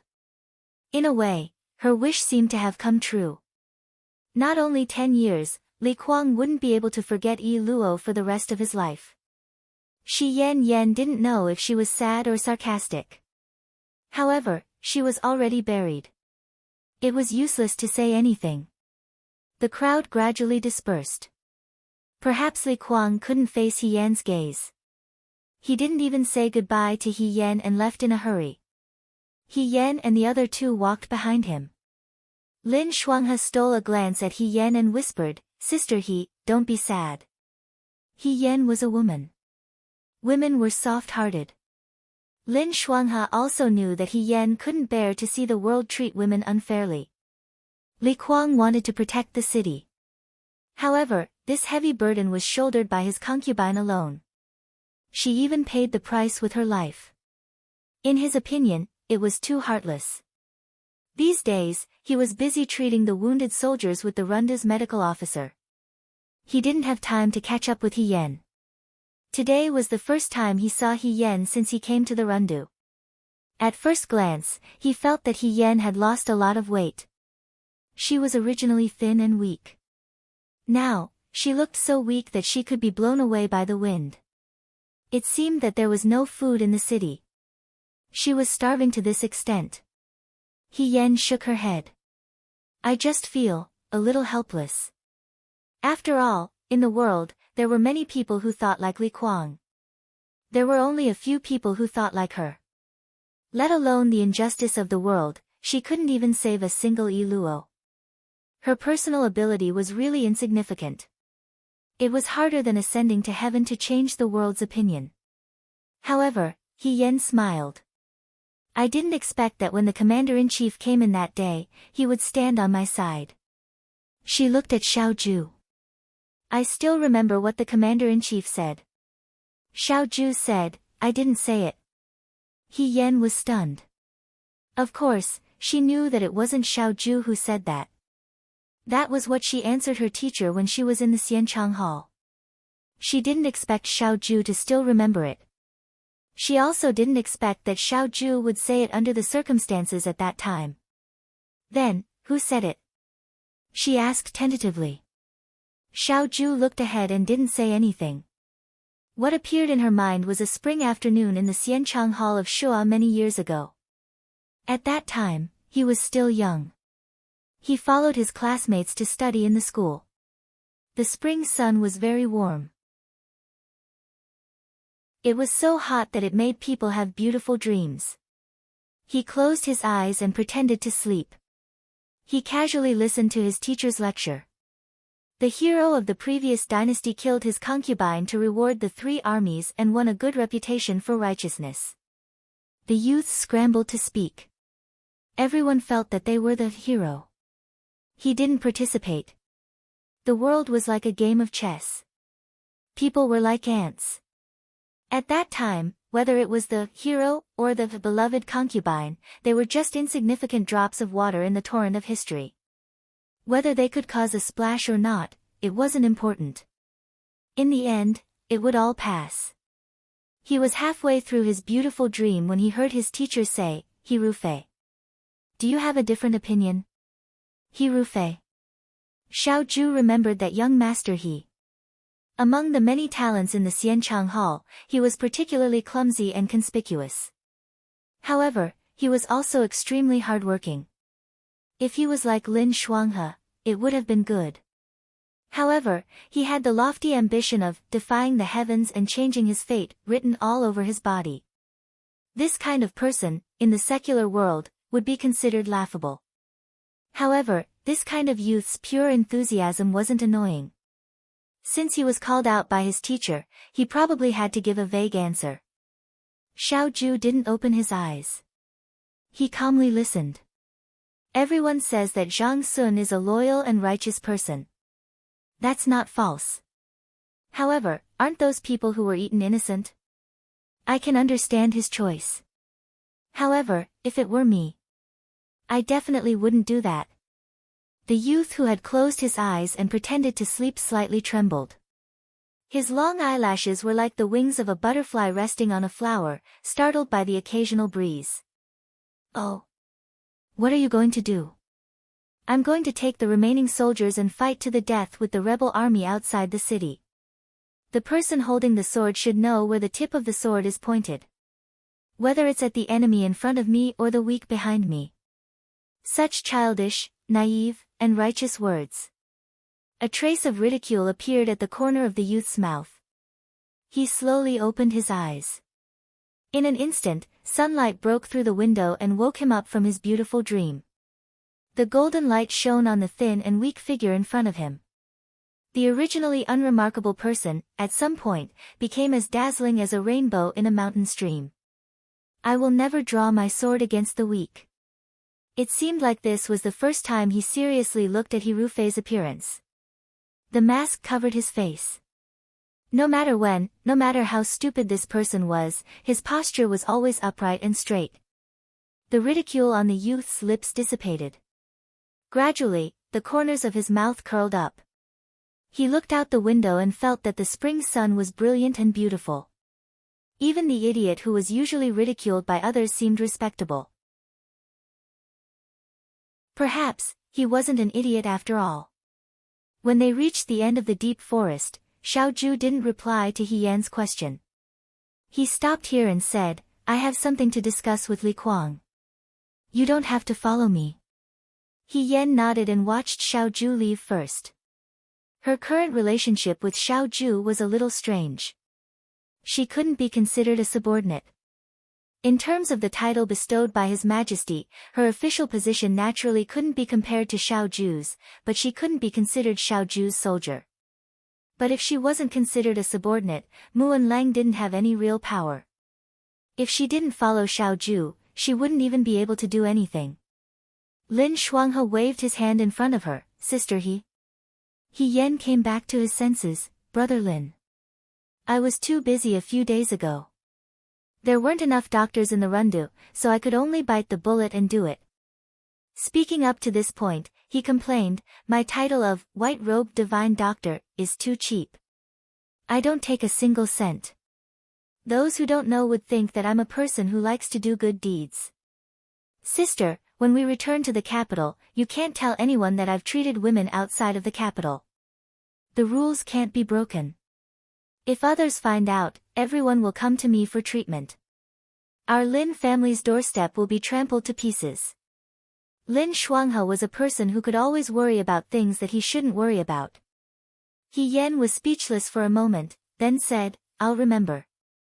Lin Shuanghe finally relaxed, then said, I haven't asked you yet.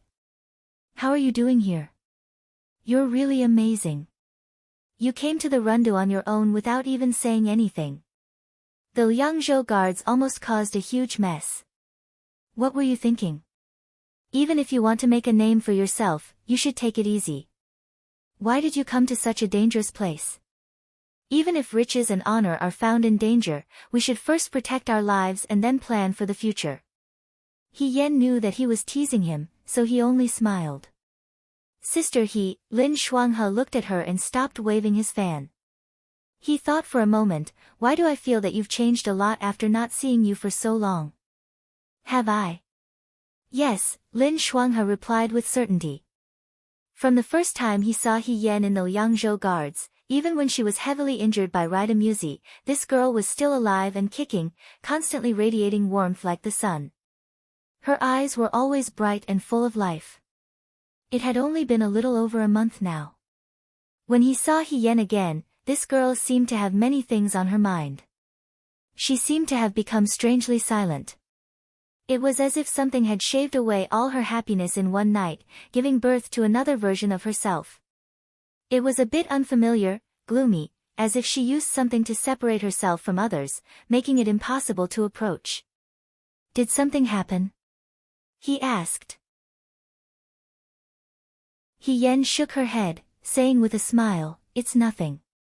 However, she suddenly thought of another matter and asked Lin Shuanghe, Brother Lin, in the days I left the Liangzhou guards, did something happen in the Liangzhou guards? Why do you say that? Lin Shuanghe rubbed his chin. Do you think something's wrong? He Yan hesitated for a moment, but still said, when I saw the governor this time, he didn't ask me why I came to the Rundu alone, nor did he reprimand me. He seemed very calm. Don't you think this is a bit strange? The governor's personality wasn't like this before. Lin Shuanghe's eyes moved, and he laughed. This is a very obvious matter to begin with.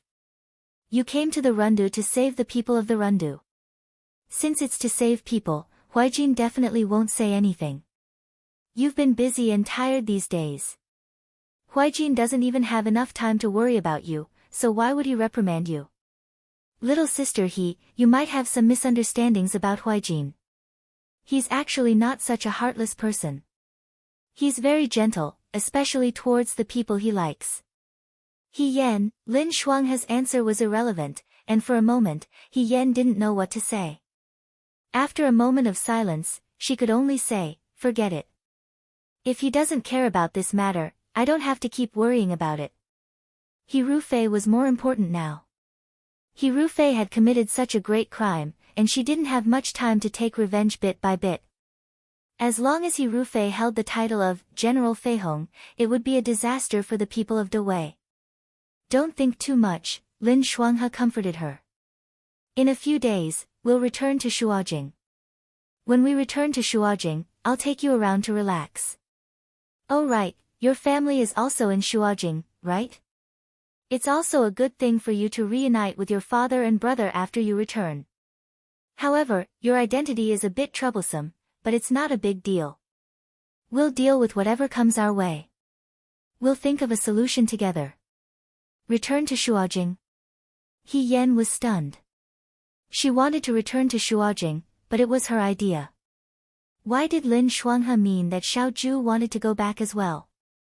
Not long after you left the Liang Province Guard, Huaijin received a decree from the capital to bring a portion of the Liang Province Guard's new recruits and the Nan Province Guard's soldiers back to Shuojing. However, at that time, we were all worried about the situation in the Rundu. Huaijin and I arrived first, and the soldiers and horses followed behind. In the end, we have to go back. With Yudo's current situation, it's impossible for the world to be as peaceful as before. It's also good to go back earlier. Lin Shuanghe looked at her and asked curiously, what, you don't want to go back? He Yan shook his head, no, I'm not. No, it's just a bit unexpected. If Xiaoju also wanted to go back, then wouldn't they have to travel together again? She had clearly made up her mind to stay far away from him so as not to implicate him. Now, it seemed that this ill-fated relationship was particularly stubborn. It was inevitable that they would have to live together again. However, her current feelings towards Xiaoju were extremely complicated. Because of He Rufei's actions, she had no choice but to face some problems head-on. Dragging Xiao Zhu into this was truly harmful without any benefit. Forget it. Since things had already gotten to this point, there was no point in thinking about it anymore. She could only do as Lin Shuanghe said. Counter soldiers with arms, water with an earth weir. She could only go and see what would happen. She spoke a few more words with Lin Shuanghe before leaving. Lin Shuanghe looked at He Yan's back and propped up his fan under his chin. After thinking for a moment, he sighed and said to himself, he actually didn't reprimand her. It seems that once second young Master Xiao is enlightened, he really is formidable and brilliant. No wonder he's the number one in the Xian Changguan. He happily followed after her. He Yan bid farewell to Lin Shuanghe and planned to return to her room to write about her encounter with Yudo in the Rundu. She could find some clues from every battle. Know yourself and know your enemy, and you will not be defeated in 100 battles. Before she reached her room, she happened to see someone practicing martial arts in the backyard. The martial artist's movements were very big. Originally, the vegetation in the Rundu had been plucked bare due to the famine. His sword and saber movements directly chopped off the branches, leaving only a bare tree trunk. It looked particularly pitiful. Hearing that someone was coming, the person stopped what he was doing and kept his Fangtian halberd by his side. He turned around to look. Silver robe, long halberd, long hair tied up high, arrogant and proud. Who else could it be but Yan He? General Yan, He Yan said. Oh, it's He Yan. He Yan walked to the side. His subordinate handed him a soaked handkerchief. He casually wiped his hands and threw it to the side. He walked to the steps and sat down. He did not forget to call out to He Yan, sit. He Yan thought for a moment and sat down beside him. Were you secretly watching me practice my spear just now? Yan, he said, how is it? Have you never seen such brilliant spear skills before? He Yan was speechless for a moment. He smiled and said, it is indeed brilliant. Looking around, in the entire Dewei, there is no one else who has such spear skills other than General Yan. Hearing this, He Yan smirked proudly. His gaze towards He Yan became gentler. He scoffed, you have good taste. He Yan sighed in his heart. After so many years, Yan He's temperament did not change at all. As long as one went along with him, it would be easy to please him. When they were at the Xianchang dojo, if Lin Shuanghe and He Yan were competing for the last place, then Yan He and Xiao Zhu were competing for the first place. However, there was no suspense in their competition. Every time, Yan He was second and Xiao Zhu was first. The young people who studied in the dojo all came from good family backgrounds. They were the cream of the crop. It was normal for them to be competitive. However, Yan He's competitive nature was exceptionally strong. He Yan still remembered that every few days in the dojo, Yan He would challenge Xiao Zhu.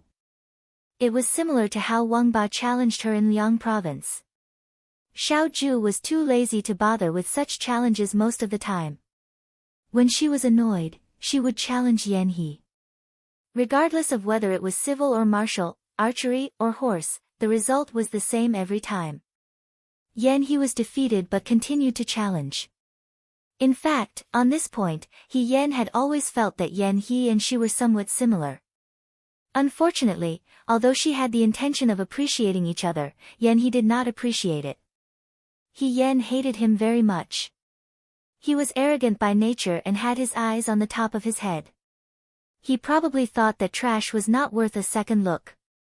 It would be good if he was like Lin Shuanghe who had some expertise. However, He Yan was useless. In the Xianchang dojo, being useless was a crime. When Yan He was young, he really did everything he could to make fun of He Yan. He made her look bad in front of everyone. He secretly made things difficult for her. During the archery and horse competition, he purposely bumped He Yan's horse. He really did all kinds of things. Speaking of which, when He Yan was studying in the Xianchang dojo, Yan He was probably the number one person she hated the most. Later, she left the Xianchang dojo and joined the army. Xiao Zhu also joined the army. Not long after, Yan He also joined the army. However, Yan He could be considered to have inherited his father's business. Now, he was young and was doing well. That day when the Rundu was in danger, Yan wrote him a letter asking for help. She also felt that with Yan He's temperament, he would come. Although she did not expect him to come with Xiao Ju.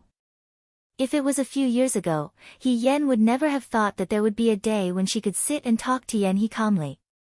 Actually, she didn't know how she had offended Yan He back then. Logically speaking, she hadn't spoken much to Yan He and hadn't hindered him in any way. Why was it that no matter how carefully she treated him, Yan He just couldn't stand her? This question could be considered one of the 10 unsolved mysteries of Yan's youth. Now that Yan He was sitting beside her, although there was still a shadow of his youth between his brows, but he was much calmer. It had been so many years, but he still hated Rufei. What kind of power was this? Yan said casually, of course. Everyone says that De Wei has 2 famous generals. One is General Fei Hong and the other is General Feng Yun. I don't think so. There was no need to talk about Governor Xiao. He was indeed very powerful. However, that General Fei Hong was not as good as he was described to be. The Rundu is so close to Huayuan, but he did not come to the city's aid. Moreover, he won the battle in Huayuan with a heavy loss. How can he be compared to Generals Yan? I really don't know how he became famous. Generally speaking, if one cursed Rufei to death, they would be able to gain Yan He's favor. This was definitely true. As expected, Yan He's eyes lit up when he heard this. He laughed and said, Muan Lang, I think you are very different from others. Just based on this point alone, you are already better than many people. Although I don't agree with what you said about Xiao Huijin, Rufei, you are absolutely right. He really can't be compared to me.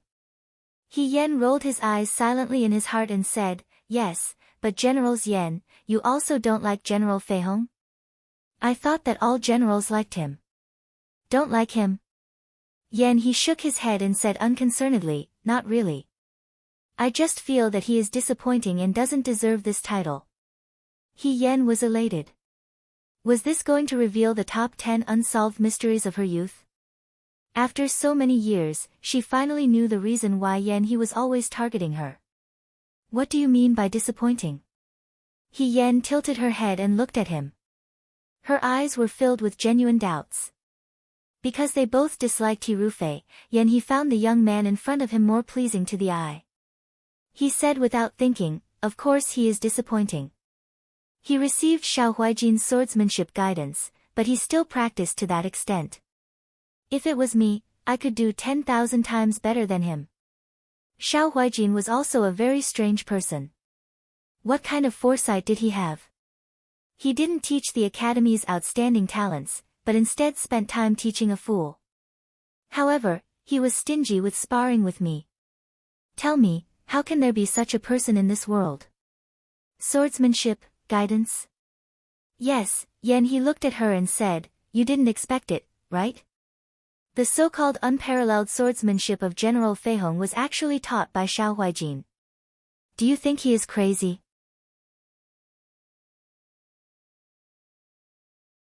Chapter 181. Yan looked at Yan He in a daze. His mind was blank. At this moment, he did not know how to respond. There was only one thought that kept surging in his mind. How could it be? How could it be? No, no way. Yan tried to make his expression look relaxed. Military Governor Xiao is not such a warm-hearted person. I knew you would have this reaction. Yan He was a little impatient. That's why I've been too lazy to mention this to anyone all these years. No one would believe me anyway. However, I can swear on my head that this matter is absolutely true. That year when we were studying in the school, Xiao Huijin, that lunatic, actually wrote notes to Rufei every day to teach him swordsmanship.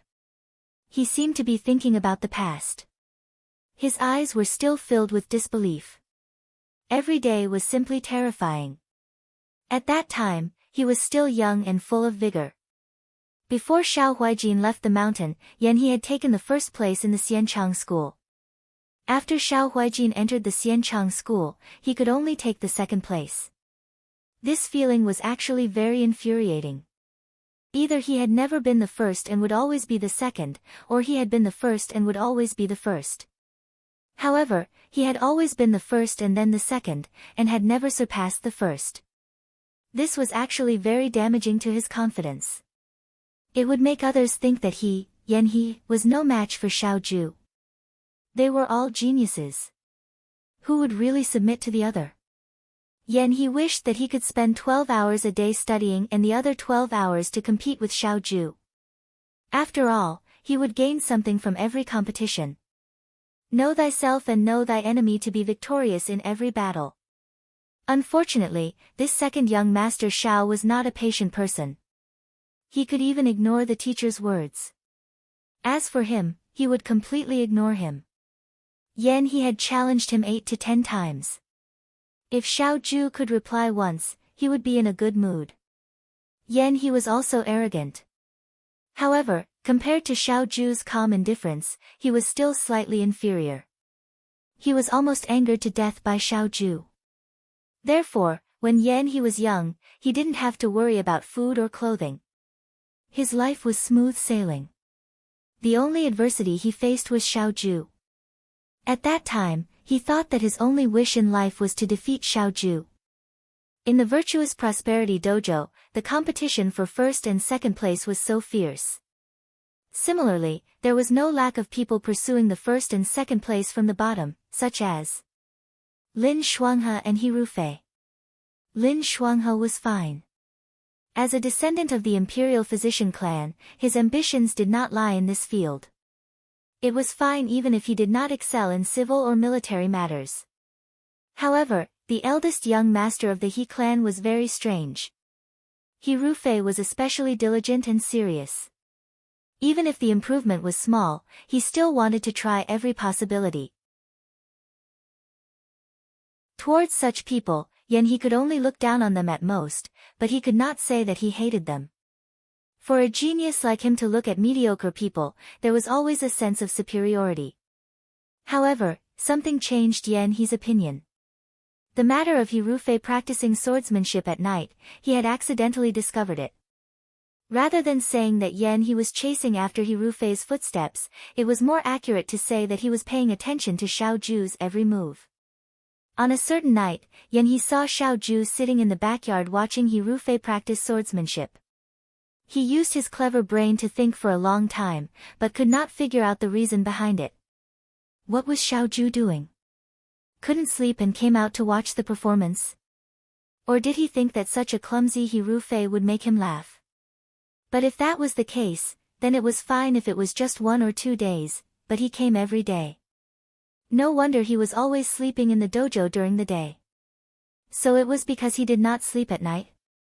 Xiao Ju practiced swordsmanship with He Rufei every night, but he did not say or do anything. He only drank tea. He Rufei also had a good temperament. Even though he was being watched like a monkey, he did not get angry. He diligently did his own things. And for some reason, Yan He also came out every day and secretly watched. He only felt that Xiao Ju must be up to something. He definitely would not do such a useless thing. Later on, when Yan He looked back at himself, he only felt that he could not bear to look at himself. If there were other people in the backyard who looked at them, they would probably think that the Xianchang dojo had raised 3 lunatics. But at that time, Yan He only had one thought. He wanted to see what Xiao Ju was up to. In the end, he really did find a clue. He Rufei's swordsmanship improved day by day. This was a little strange. He Rufei was in the dojo and the teacher who taught him was also very outstanding. But he did not seem to improve so quickly. And He Rufei who practiced swordsmanship at night was able to fix the especially obvious problems of the previous day. Compared to the beginning, his swordsmanship had improved greatly. Yan He did not believe that He Rufei had such intelligence. He thought for a long time in his heart. As expected, he caught Xiao Ju who left a note on He Rufei's table. He opened the letter. It was densely filled with the flaws of last night's swordsmanship and the areas that needed improvement. Yen, he said sourly, you are more meticulous than the teacher in the dojo. Xiao Ju looked at him coldly and said indifferently, you follow me every day. Do you want to be like those girls outside? Those girls outside were all Xiao Ju's admirers. If they had nothing to do, they would occasionally pass by the dojo. After all, Xiao Ju had the most beautiful face in the capital. His indifferent and lazy appearance was very seductive. Many people were mesmerized by him. Yen, he threw the letter on the table and looked at him with disgust. Who is like those girls? Xiao Ju turned to leave. Yen, he hurriedly followed him out. He was not satisfied and said, you practice swordsmanship with him every night in the courtyard just to give him pointers? You've been following me every night just to watch me teach him swordsmanship. Xiao Ju's reply was perfunctory. You are crazy.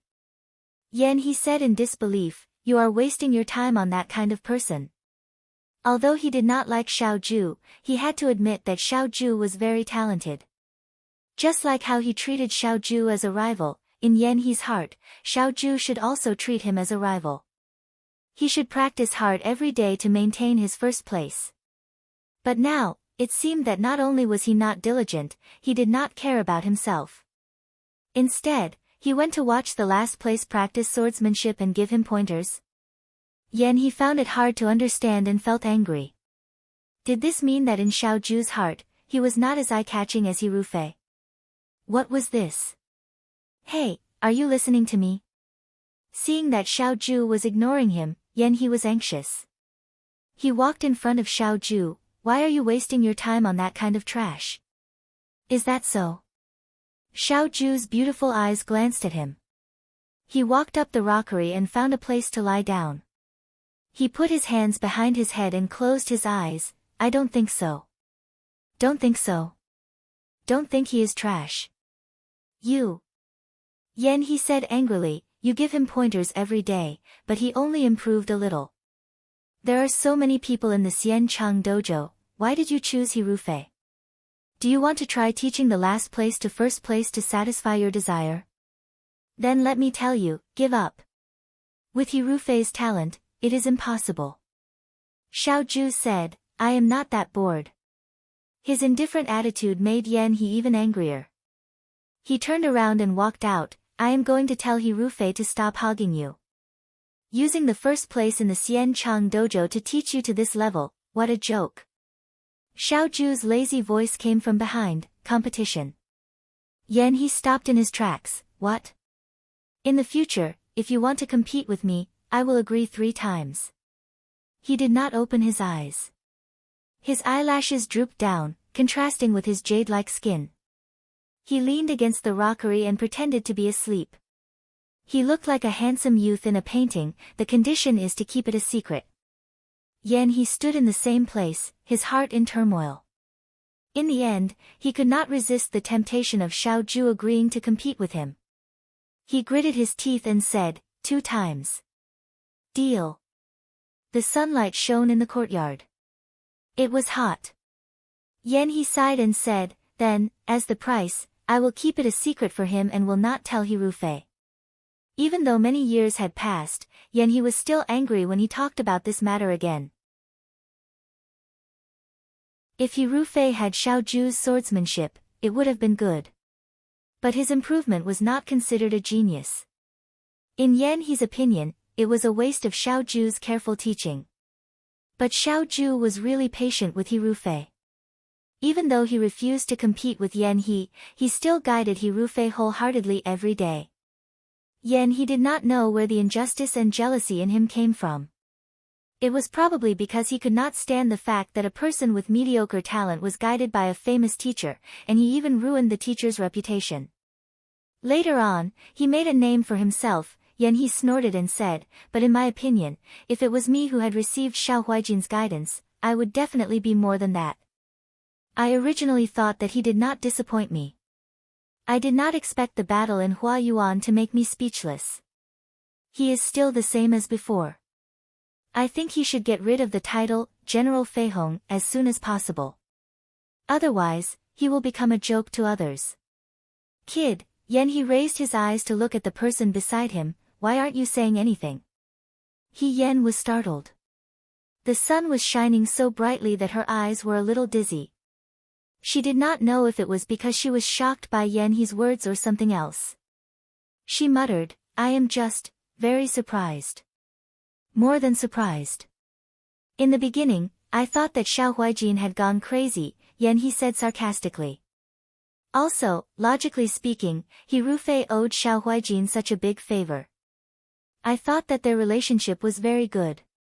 I did not expect that in these few years, the two of them were not very close. This time, the Rundu is in trouble. Huayuan is so close to the Rundu. Xiao Huijin actually wrote a letter to me and did not contact He Rufei. It seems that Xiao Huijin has kept this matter a secret until now. He Rufei does not know about it. However, I cannot say for sure. After all, that was a matter from many years ago. The two of them are equally famous now. It is natural that He Rufei would have a dispute. Yan he really took the opportunity to smear He Rufei's name. However, He Yan did not have the mind to argue with him. Her eyes were filled with. Back then, her swordsmanship was secretly taught by Xiaoju. She had always thought that it was a kind teacher from the Xian Chang dojo who saw that her swordsmanship was not good enough and secretly taught her. She had always been very grateful for this. If it was not for the He family's incident, she would have been able to see who that teacher was with her own eyes. Not being able to thank him properly had always been a regret in He Yan's heart. But now, from Yan He's mouth, she learned the unbelievable truth. It was actually Xiaoju. If it was Xiaoju, everything actually made sense. His skills were not inferior to the teachers in the Xian Chang dojo. He Yan did not think of Xiaoju only because of Xiaoju's personality. He was not someone who was willing to help others. Moreover, their relationship could not be considered close. So at that time, he came to the backyard every night to watch her practice swordsmanship and drink tea. It was not to pass the time, but to give her pointers. He Yan took a deep breath. Why did she only realize it now? What's with your expression? Yan he frowned. You look very excited. He Yan coughed lightly and said, I just feel that military governor Xiao is really a good person. What good person? I think he is sick. This person is good at everything in the academy. Who can tell that his eyesight is so bad? Yan he patted the dust off his body and stood up. He grabbed the Fangtian halberd beside him. He Rufei is not happy to talk about him. Forget it, I am going to continue practicing with the halberd. What about you? He Yan's thoughts were in a mess. Naturally, he did not have the mood to watch this person flaunt his skills in front of him. He said, if that is the case, then I will not disturb General Yan. I will return to my room first. He Yan turned and left. The sky gradually darkened. Xiaoju came out of the hall. Li Kuang wiped the sweat off his forehead. Because of the Yi Luo incident, he did not have the face to see He Yan. When he saw He Yan, he felt nervous and fearful. He originally thought that it would be better to talk to Xiaoju. However, compared to the young Muan Lang, this right military governor was even more difficult to deal with. He carefully asked about everything that happened in the Runda these days, including the scarecrow at the city gate tower and the night attack on the enemy camp to burn their provisions. Li Kuang did not take credit for himself. He completely exposed He Yan's idea. As for the women and Yi Luo that were captured, Xiaoju had already seen them. When Li Kuang repeated the story, this young military governor did not seem as agitated as He Yan. Instead, he seemed rather calm. However, that calmness in Li Kuang's eyes made him feel as if he was sitting on pins and needles. After asking about everything that happened in the Rundu, Li Kuang also knew that they would be returning to Shuajing in a few days. Li Kuang's heart let out a big sigh of relief. No matter what, the Rundu problem was solved. Yan he would leave a portion of his troops here. However, those Yuto would not dare to come again. The city was finally defended. However, it was not defended. Li Kuang understood one thing very clearly. He had lost the hearts of the people. His position as military governor would not last for long. The tall and burly man sat alone in the room. After a long while, he buried his hands in his palms and silently cried. This was the punishment he deserved. The night in the Runda was very cool. The heat of the day had completely faded at night. However, because of the famine in the city, there was no light from the plants and trees. There was a sense of desolation that only existed in autumn. Xiao Ju placed the drink of autumn on the table. Just as he turned around and took off his outer garment, he heard someone knocking on the door. The knocking was polite and respectful. He paused. Come in. The door opened. He Yan stood at the door. He looked at him and asked, Military Governor, can I come in? When he was in the Liang Province Guards, this person never knocked on the door. When he wanted to find someone, he did not even go through the main door to save time. He directly knocked on the door a few times. He did not care if the person on the other side answered. He just treated it as if he had already said hello. Then, he skillfully opened the door and popped his head out from behind the door. He had a bright smile on his face and called out with perfect pronunciation, Military Governor. He had only stayed in the Rundu for a little more than a month, but he had become so obedient. However, there was a hint of politeness that was hard to detect. Xiao Ju raised his eyebrows slightly. He put down his outer garment and asked calmly, What's the matter? He didn't answer her, yes or no. Anyway, He Yan would come in by himself. As expected, He Yan walked in naturally and closed the door after being obedient for only a moment. The house looked luxurious. After all, the people in the Rundu relied on the provisions brought by Yan He to survive. Naturally, there were no tea leaves. Xiao Ju picked up the white jade porcelain teapot on the table and poured water into the teacups. He Yan walked over and said, Let me do it. She took the teapot from Xiao Ju's hands. Xiao Ju didn't decline. When he moved, he accidentally touched He Yan's finger. He Yan's heart trembled slightly. He raised his head and looked at the other person. This person's eyes were lowered, and he couldn't see what kind of expression he had. He Yan pretended that nothing had happened. He walked to the other side of the table and slowly poured water. Xiao Ju had already broken the rules of physical intimacy many times. However, when she was in the Liang Province Guards, there were many inconveniences. She tried her best to ignore this. However, now, she was well aware of many things. She also understood her feelings for Xiao Ju. As the saying goes, one can be unyielding if one has no desires. If one has a guilty conscience, one would feel uncomfortable. She scolded herself in her heart for being muddle-headed. She tried her best to speak calmly. Military Governor, Brother Lin said today that we will be returning to the capital together in a few days. Xiao Ju sat down in front of the table. You don't want to go back? No. She originally planned to return to the capital. It's just that why did His Majesty suddenly summon you back to the capital? And General Xian? If all of them return to the capital, won't it be dangerous outside? These Yuto were like tigers watching their prey. Even if His Majesty was worried about the safety of the capital, there was no need to summon all of Dawei's valiant generals back. If the Yuto were to make a comeback at this time, although the possibility was not high, they still had to be prepared. We will know when we return. Xiao Ju did not directly answer her question. That's right. Before returning, it was not good to talk about it. However, she did not really come here for this matter. She just wanted to find a reason to start the conversation. She handed one of the teacups to Xiao Ju and held the other one in her hand. Holding the warm tea in her hand, the girl lowered her head and took a sip. After a while, she raised her head and looked like she was trying to find something to say. Military Governor, I met General Xian during the day. Xiao Ju nodded and lowered her head to read. His attitude these days was very strange. He was cold, but he was so calm that he could be called gentle. He was gentle, but he did not take the initiative to talk to Hien. Of course, he did not take the initiative to cause trouble for Hien.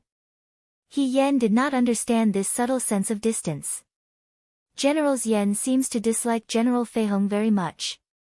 Hien could only bite the bullet and continue.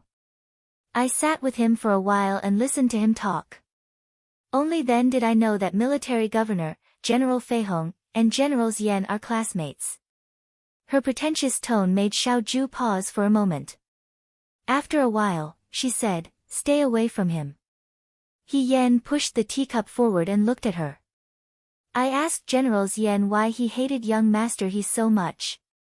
General Yen told me. She deliberately dragged her words and looked at Xiaoju's reaction.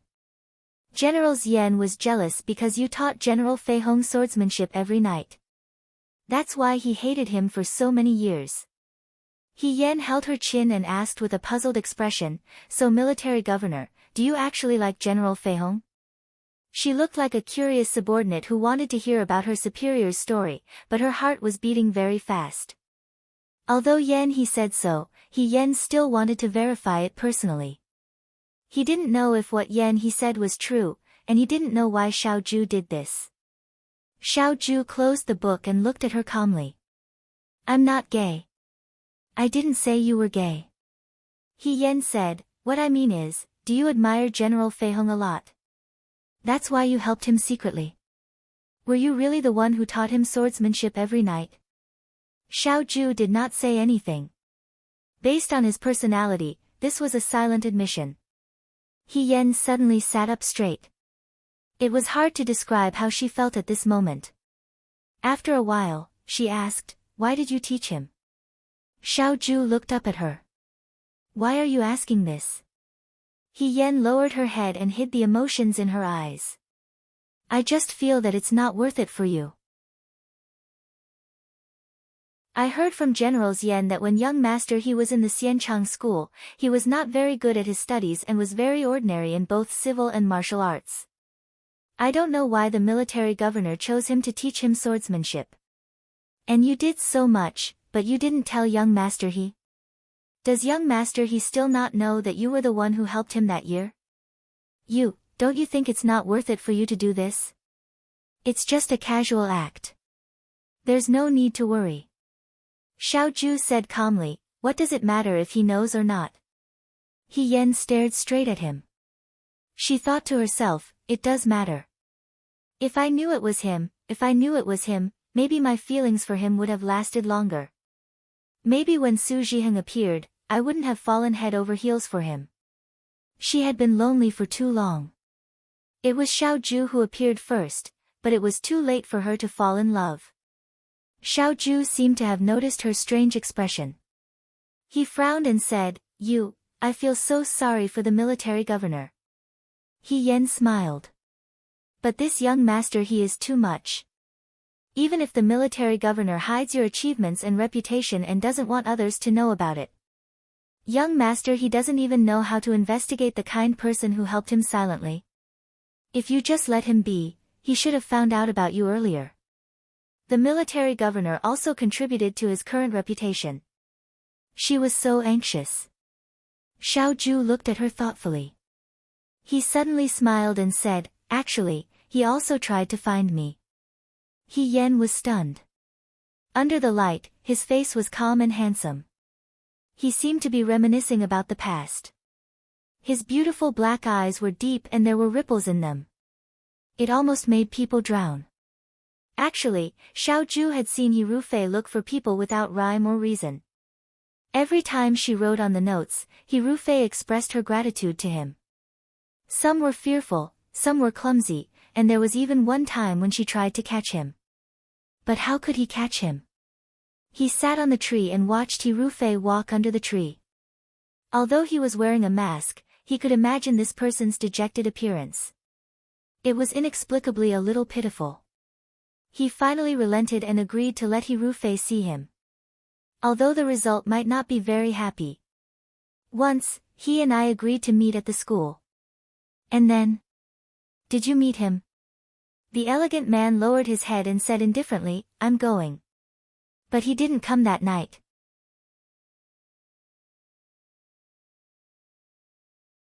Chapter 182. When she returned to her room, He Yen lay on her bed, tossing and turning restlessly. The window was open, and a little wind came in, blowing her awake. The conversation she had with Xiao Ju was still ringing in her ears. It turned out that on the night she left the He family to join the army, Xiao Ju had actually come to meet her. It was just a freak combination of circumstances that caused them to miss each other. Once they missed each other, there wouldn't be another chance. Just like how He Yen didn't know that the person who secretly taught him swordsmanship back then was Xiao Ju, the current Xiao Ju wouldn't know that the person he secretly helped back then had changed. She tried so hard to hide her identity, and so much she wanted to thank him as his classmate back then. It turned out that she and Xiao Ju had so many fateful encounters in both her previous and current lives. It was just that their fates were short, and it just had to happen now. He Yen sat up, thought for a while, and got off the bed with determination. She walked to the table and lit the oil lamp with a match. Zhao Shiming was a scholar, and the 4 treasures of the study were placed everywhere in the room. She ground the ink, found a piece of paper, sat down at the table, and started writing slowly. All the matters in the rundu were settled in 3 days. It was also time for Xiao Ju and the others to leave. Before He Yen left, she found Xiao Shiming. After the Yi Luo incident, He Yen didn't speak to Li Kuang again. Every time she saw Li Kuang, she would think of the sweet girl with dimples on her cheeks when she smiled. She thought that Li Kuang was the same. Every time he bumped into He Yen, he would avoid her gaze. So there were some things that she didn't want to mention to Li Kuang. Zhao Shiming was sitting in the room, reading official documents. The rundu was besieged by the Yuto, and the merchants in the city went on strike. Everything was in a mess. Now that the Yuto had been defeated and the rundu had returned to its peaceful state, it would take time to restore its peaceful days. Master Zhao. He Yen walked into the room and called out to him. Zhao Shiming raised his head from the documents. Seeing that it was He Yen, he paused for a moment, then stood up and said with a warm smile, Xiao He Darren, what brings you here today? Zhao Shiming liked He Yen very much. He was a scholar, so he couldn't get along with a boorish man like Li Kuang. As for Xiao Ju and Yen He, one was cold while the other was arrogant. Just looking at them made him fearful. He Yen, on the other hand, was different. He was young, intelligent, brave, kind, and loyal. He was also handsome and elegant. At first glance, one could tell that he was cultured and likable. If it weren't for the fact that his granddaughter was too young, Zhao Shiming would have wanted to recruit this young man as his grandson-in-law. He Yen smiled and said, Lord Zhao is too polite. I am here to bid farewell to Mr. Zhao. Tomorrow, I will be returning to Shuojing with the governor. Thank you for taking care of me during my stay in the rundu. Zhao Shiming liked this young man even more. Look at him, he even specially came to bid farewell to him. He was very polite. He smiled and replied, Xiao He Darren, please don't say that. You are the benefactor who saved the rundu.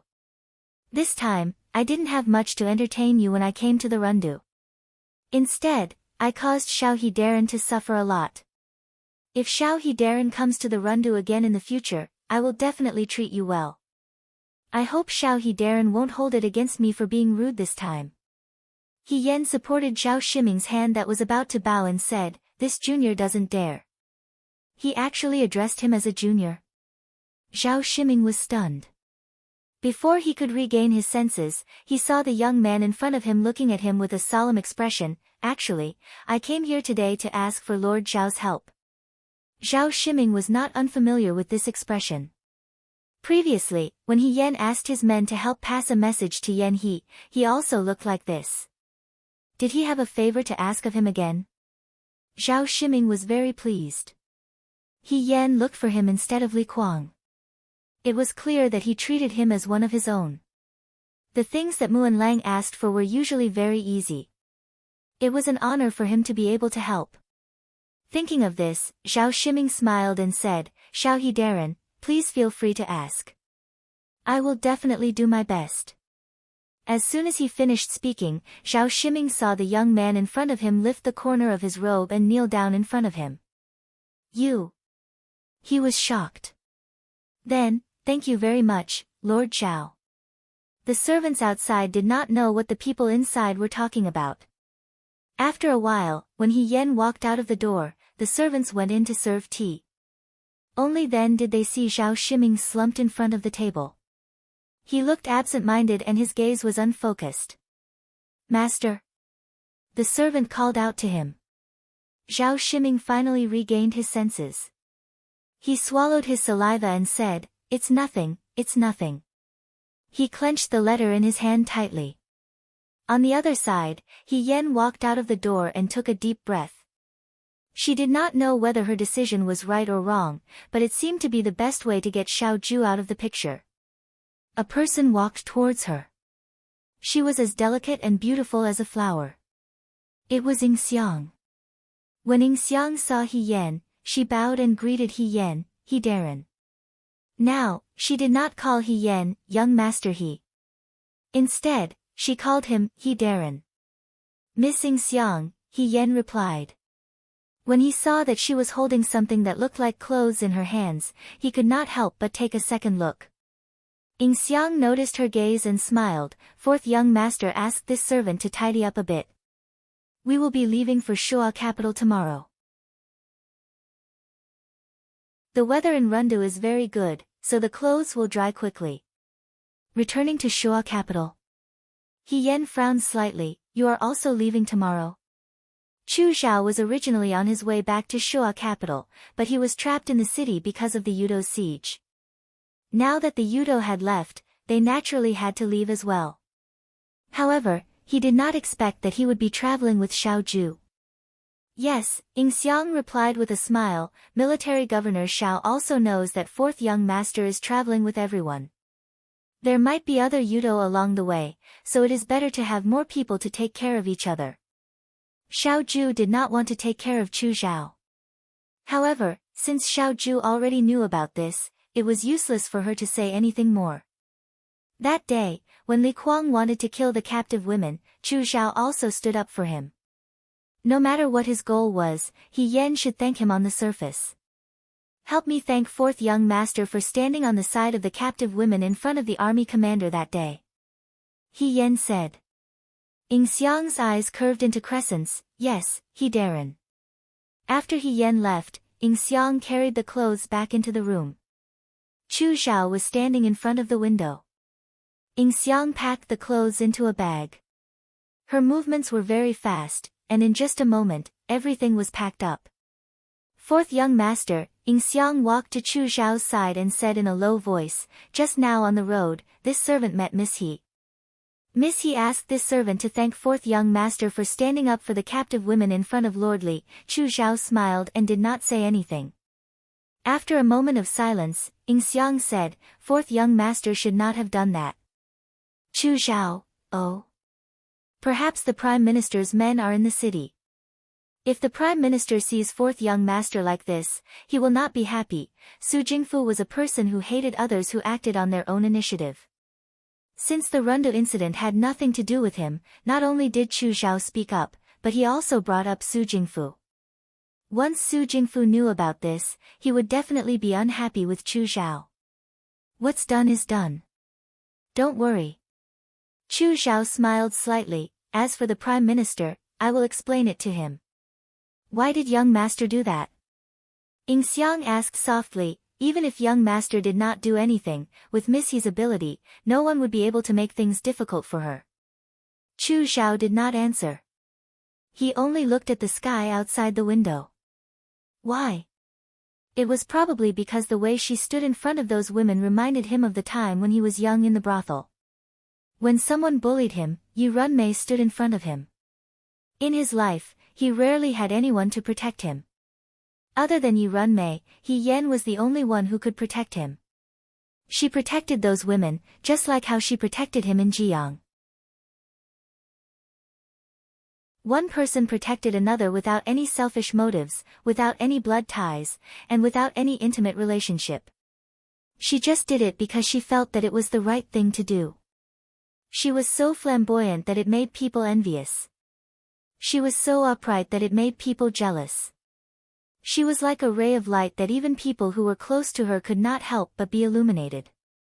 That was why he stood up at that moment and thought that he was a righteous and brave person. However, he was not a ray of light after all. He was just a shadow. The day to leave the Runda had arrived. Li Kuang and Zhao Shiming went out of the city to send them off. The southern prefecture soldiers and the Liangzhou guards did not set off with Xiao Ju. They were rushing back to the capital and only brought Yan He's troops with them. The city was bleak. Although there was sunlight, it seemed to be covered with a layer of faint gray. He Yan felt sentimental. The last time she left the Rundu, she was still Deputy General He. She also chatted and laughed with Li Kuang. Now that she was leaving the Rundu, the two of them were no longer the same as before. Time flew by quickly. The grapevines in the Rundu had already grown into new clumps. A group of people stood at the city gate. He Yan was about to get on her horse when she suddenly heard someone's voice behind her. Lord Xiao He. He Yan turned her head to look. She saw that many people had gathered in front of the Runda city gate. They did not dare to go forward. They just stood on both sides of the street and looked at them silently. A group of women walked out from the end of the crowd. The one who called out to her was the leader. They were dressed in neat clothes, and there were still scars on their faces that had not yet healed.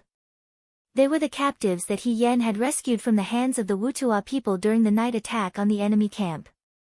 They were also the women that He Yan had saved from Li Kuang's sword. He Yan still remembered the woman who spoke. That day, she was the one who tearfully persuaded him not to fight with Li Kuang and sacrificed herself willingly. However, He Yan later found out from Zhao Shiming that this woman originally lived in a village outside the city. After the Yudo came, he killed her husband and son. She was the only one left in her family. She originally thought that she had been defiled by the Yuto and was afraid of the strange gazes of the people outside. Because her family was not around, she already had the intention to commit suicide. Therefore, when Li Kuang came to find her, she was the first to accept. That day, if He Yan did not stand up, if Xiao Ju did not arrive, perhaps these women would have died under Li Kuang's sword. Li Kuang's expression was a little uneasy. There were many things that one did not realize in the current situation. But when things were over and one looked back, one would realize how crazy they were. Those women walked in front of He Yan and knelt down. Without saying a word, they kowtowed to He Yan a few times. He Yan was stunned. You all, thank you, Lord Xiao He, they said. The women's spirits were much better than before. Perhaps it was the food that He Yan brought that filled their stomachs, or perhaps it was the words that he said that day that gave them the courage to live on. Zhao Shiming walked to He Yan's side and said in a low voice, Lord Xiao He, these women, those who still have family members have gone home. Those who are homeless have been placed together by the government. They will work, and in the future, the situation that Lord Xiao He is worried about will not happen. He solemnly promised He Yan, I will take good care of them. He Yan was slightly relieved. He bowed to Zhao Shiming.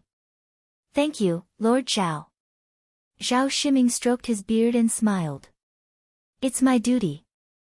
Since they are from the Rundu, as the parent official of the Rundu, I should take good care of them. He Yan also smiled. There were many things in the world that would change for the better bit by bit. As long as someone did it, change would eventually happen, no matter how small the change was. She helped the leader of the women up and said softly, let them get up too. Live well in the future. Remember, I saved your lives. No matter what, don't give up on your lives. The woman nodded. Yan He stood under the city gate, he crossed his arms and said, why does this He fellow look more popular than you? He cast a sidelong glance at Xiao Ju, isn't he your subordinate? Why aren't you better than him? Lin Shuanghe smiled and said, brother, he is gentle and amiable. Of course, everyone likes him. There aren't many people in the world who are considerate of others.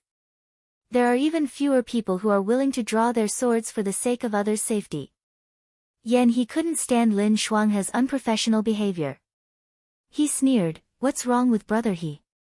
Is everyone in the Liang province guards so chaotic?" Chaotic? Lin Shuanghe nodded. There are even more chaotic. It's just that you don't know about it. Ying Xiang stood beside Chu Zhao and quietly watched as the girl bid farewell to the women she saved and boarded the carriage. The citizens of the Runda city and the city guards didn't say anything, but their gazes followed He Yan with gratitude. She was indeed a likable girl, whether it was in Jiang or the Rundu. Let's go. Chu Zhao turned around and boarded his own carriage. The city gates opened and the soldiers and horses marched. The sunlight shone on the end of the long road. It was like a bright road that led to the future. It took 10 days to reach Jinling from the Runda city. After passing Jinling city, they went straight to Shuo capital. The soldiers and horses that were hurrying on their way sat down and rested in the bushes. Lin Shuanghe was watching He Yan roasting eggs. He was a pampered young master who didn't do any household chores. Naturally, he couldn't do such rough chores. He Yan knew how to cook too, but he saw that the fish he roasted was so black that it was hard to eat.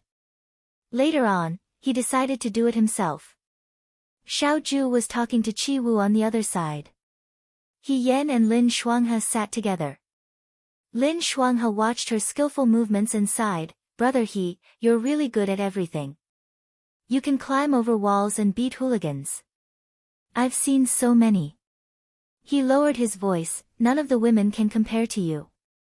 Really, sister, when you reach Shuo capital, you'll still be number one in my heart." He Yan threw the roasted eggs into his arms. "You flatter me." Lin Shuanghe hurriedly peeled the shells and asked her, "When we reach Shuo capital, what do you want to do?" "There's nothing in Liangzhou. Shuo capital is prosperous. If you have time, I'll take you to the market every day." What kind of situation was this? This person still wanted to play. He Yan was speechless for a moment. She thought of another matter and asked Lin Shuanghe, "Oh right, why didn't Dr. Shen come with you to Runda this time? She should be going back to Shuo capital." When He Yan left the Liangzhou guards, she sealed Shen Mushue's acupoints. Although it was to protect her, she wasn't sure what happened to Shen Mushue after that. This time, Xiao Ju, Yan He, and Lin Shuanghe came, but they didn't see Shen Mushue. However, Xiao Ju was going back to Shuo capital. Shen Mushue had no reason to stay in the Liangzhou guards alone. "Dr. Shen." Lin Shuanghe answered matter-of-factly, "She's a girl. When Huijin and I rushed to the Rundu, we didn't rest day and night. How can she stand this? If we bring her along, I'm afraid that she'll slow us down. So it's better not to bring her along. As for the medical officer, I alone am enough." Huijin asked Shen Han and the others to bring Dr. Shen over later. He Yan nodded. In the next moment, Lin Shuanghe's face suddenly came close and looked at her mischievously. "Why did you mention Dr. Shen alone? Are you jealous?" "Jealous? Jealous of what?" He Yan was so scared that she almost smashed his head with the tree branch. Hearing this, she just sat up straight and calmly said, "I sealed her acupoints before I left. I just feel guilty." "Is that really the case?" Lin Shuanghe deliberately dragged out his words. "If that's the case, then Huijin's painstaking efforts will be in vain." He Yan, what painstaking efforts? Lin Shuanghe stuffed an egg into his mouth and said slowly, "You won't care even if I tell you. It's better not to tell you." He Yan was so anxious that she wanted to grab Lin Shuanghe's head and shake it with all her might to see what it was that was shaking out. However, Lin Shuanghe was a cunning person when it came to matters between men and women. Moreover, he was close to Xiao Ju. If he really got some confirmation and turned around to tell Xiao Ju, they wouldn't even be friends. That would be extremely awkward. She could only sit there reservedly. Even though her heart was pounding, her expression was calm and indifferent. Then I really don't care. Just don't say it. Lin Shuanghe looked at her pretentious appearance and tried his best to hold back his laughter.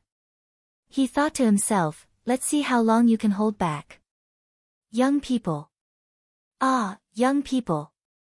Thousands of miles away in Liangzhou, the guard station was busy at this moment. Liang Ping was helping to check if there was anything missing in the room. They were about to leave for Shuajing. A portion of the Liangzhou guard was left behind, and the rest were going to the capital. Shen Han was going to leave with them. Liang Ping, Ma Damei, and the other instructors were going to stay at the Liangzhou guard. Shen Muxue was naturally going to leave as well. Many days ago, when Xiao Zhu and Lin Shuanghe were about to leave for the Rundu, Shen Muxue had asked to go with them.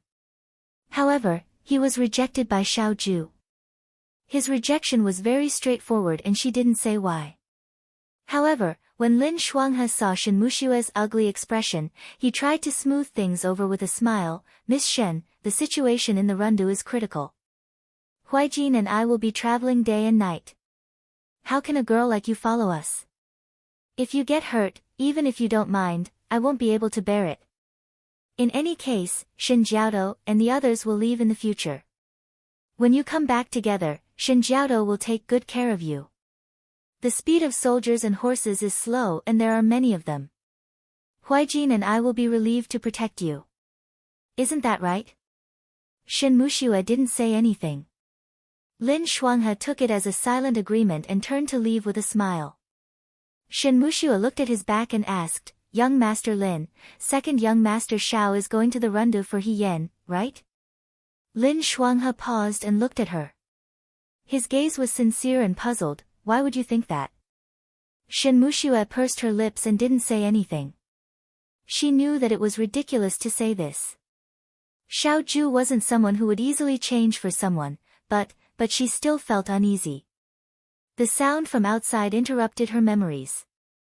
Liang Ping called out to her, Dr. Shen, is there anything else you want to carry onto the carriage? Shen Muxue came back to her senses and answered as she walked out the door. Liang Ping stood outside. The sun shone on his face and made his face red. He was sweating profusely. He was holding a stack of boxes in his hands and was walking unsteadily towards the carriage. Xiao Zhu left in a hurry and didn't pack his things.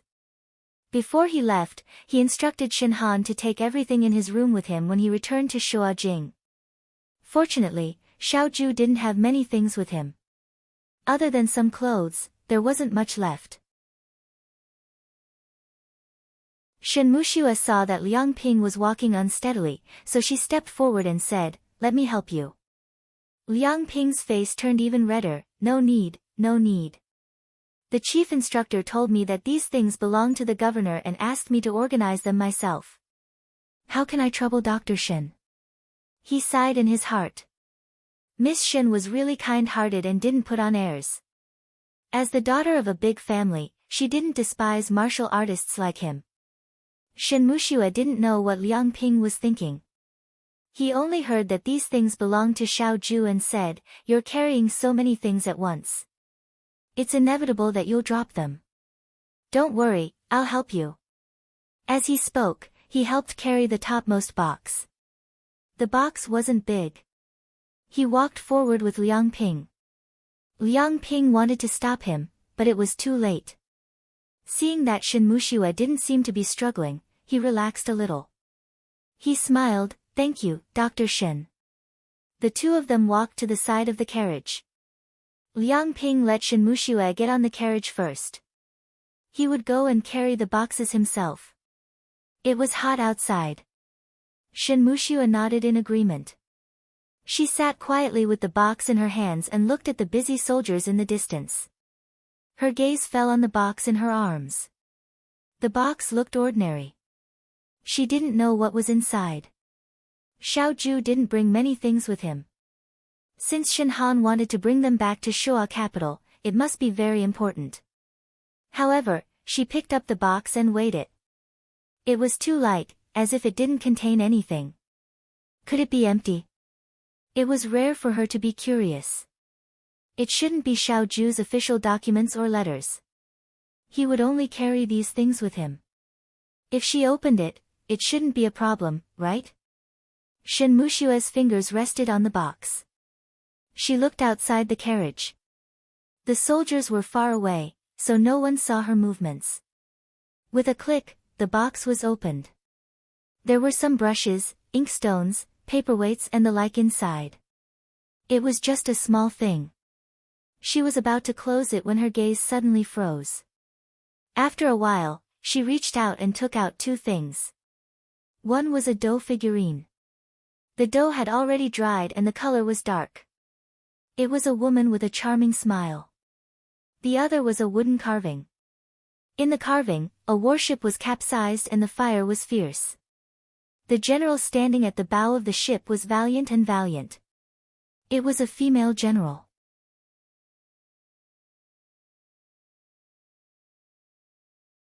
Chapter 183. 10 days later, the group arrived at Jinling. It was different from Jiang's warmth and simplicity, and it was also different from Rundu's solemnity and bleakness. Jinling City was gentle and affectionate, like a beautiful and elegant lady, stained with a thin layer of pink. The sunlight was clear, the morning sun was romantic, and the soft language of Wunong was filled with music. It was truly a rich and noble village in the human world.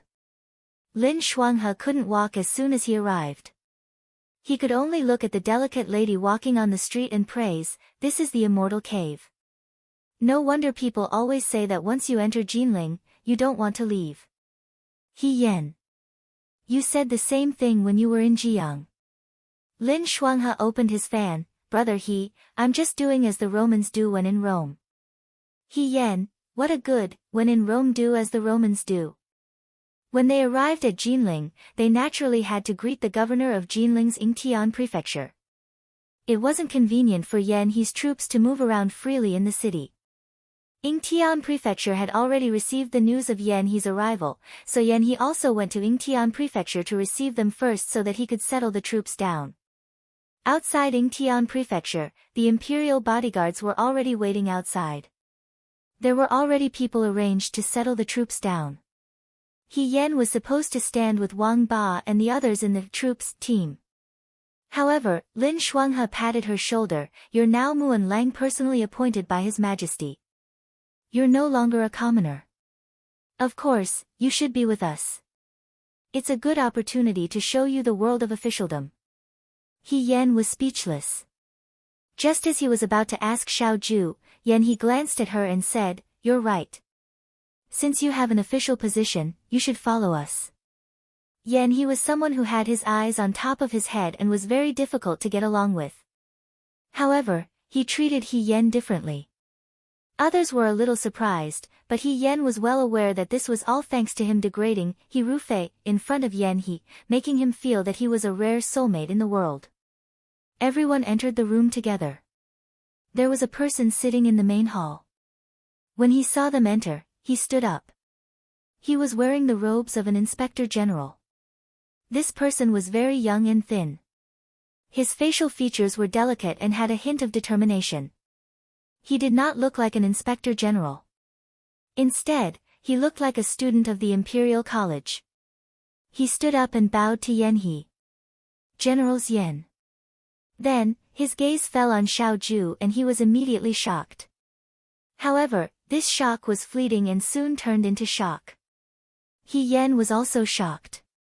He did not expect to meet Yang Mingji here. What kind of coincidence was this? One Xiao Ju, one Lin Shuanghe, one Yan He and one Yang Mingji. They were her classmates in Xianchang Gymnasium. She actually met 4 of them here. This was too unbelievable. However, He Yan raised his eyes and secretly glanced at Xiao Ju. When they were studying, wasn't Xiao Ju and Yang Mingji the closest? He Yan had received help from Xiao Ju when he was young. However, on the surface, he was not close to Xiao Ju. At that time, Xiao Ju also had her own good friends. Lin Shuanghe was one and Yang Mingji was another. Compared to Lin Shuanghe, who did not do proper work and only knew how to play, Yang Mingji was much more serious. Yang Mingji's father, Master Yang, was a scholar in Guanwen Palace. Yang Mingji was very talented when he was young, probably because of his father. However, his health was not good. Every few days, he would have headaches and fevers. Hence, his martial sciences were a mess. However, the teachers and other youths would not laugh at him because of this. In the humanities, Yang Mingji was really amazing. It was said that he could speak eloquently at the age of 5. At the age of 8, he could discuss the classics with famous scholars from Dewey. When He Yan entered Xiancheng Gymnasium, Yang Mingji was already very famous. His political theory and poetry were the best. He also had good handwriting. He Yan was very envious. He was also very gentle. He was not as lively as Lin Shuanghe, nor as indifferent as Xiao Ju. His gentleness was just right. In Xiancheng Gymnasium, if Yan He was always competing with Xiao Ju in the martial sciences, then Yang Mingji would be on par with Xiao Ju in the humanities. Unlike his gentle temperament, Yang Mingji's political theory and poetry always had a bit of sharpness. It was enough to see his inner pride. He also liked to criticize current affairs. When he was in the mood, he even dared to criticize the imperial court in his articles. He was often scolded by the teachers, but He Yan could see that the teachers admired him. When he was young, He Yan always thought that a genius like Yang Mingji would definitely enter the government service. Once he did, he would definitely leave a deep mark in Dewey's history books. However, after she joined the army, she did not hear any news about Yang Mingji. She never expected to see him here today. She also never expected that Yang Mingji would become the governor of Jinling. He did not stay in Shuajing. Why was that? And Xiao Ju's expression was also indifferent when she saw him. This was very strange. Xiao Ju's relationship with Yang Mingji was like her relationship with Lin Shuanghe.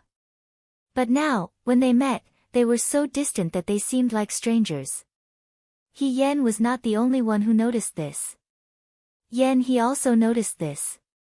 Yan He said, "Hey, isn't this brother Mingji? How did you become the governor here?"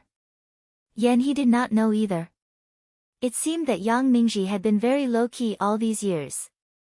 Yang Mingji came back to his senses and smiled at Yan He. It was just a coincidence. Xiao Huijin, this is your good friend from the past. Why are you so cold? Yan He's gaze moved between the two of them. Did you two have a fight? He asked this casually, as if he was still a teenager. However, Yang Mingji's expression changed slightly. If you want to talk about the past, you can talk about it in the future. Now is not the time to talk about the past. Lin Shuanghe cut in at the right time and changed the topic. That, Yang. Sir, we will be stopping in Jinling for 2 days. Please help us settle down. Yan He's troops, you can do as you see fit. After resting for 2 days, we will return to the capital. Lin Shuanghe's attitude was also very strange. Even though Xiao Ju was a person who did not show her emotions, Lin Shuanghe was a shrewd person. However, looking at his current attitude towards Yang Mingji, it was as if he was deliberately drawing a clear line between them. There was no longer the friendliness from before. There was no need to mention Chu Zhao.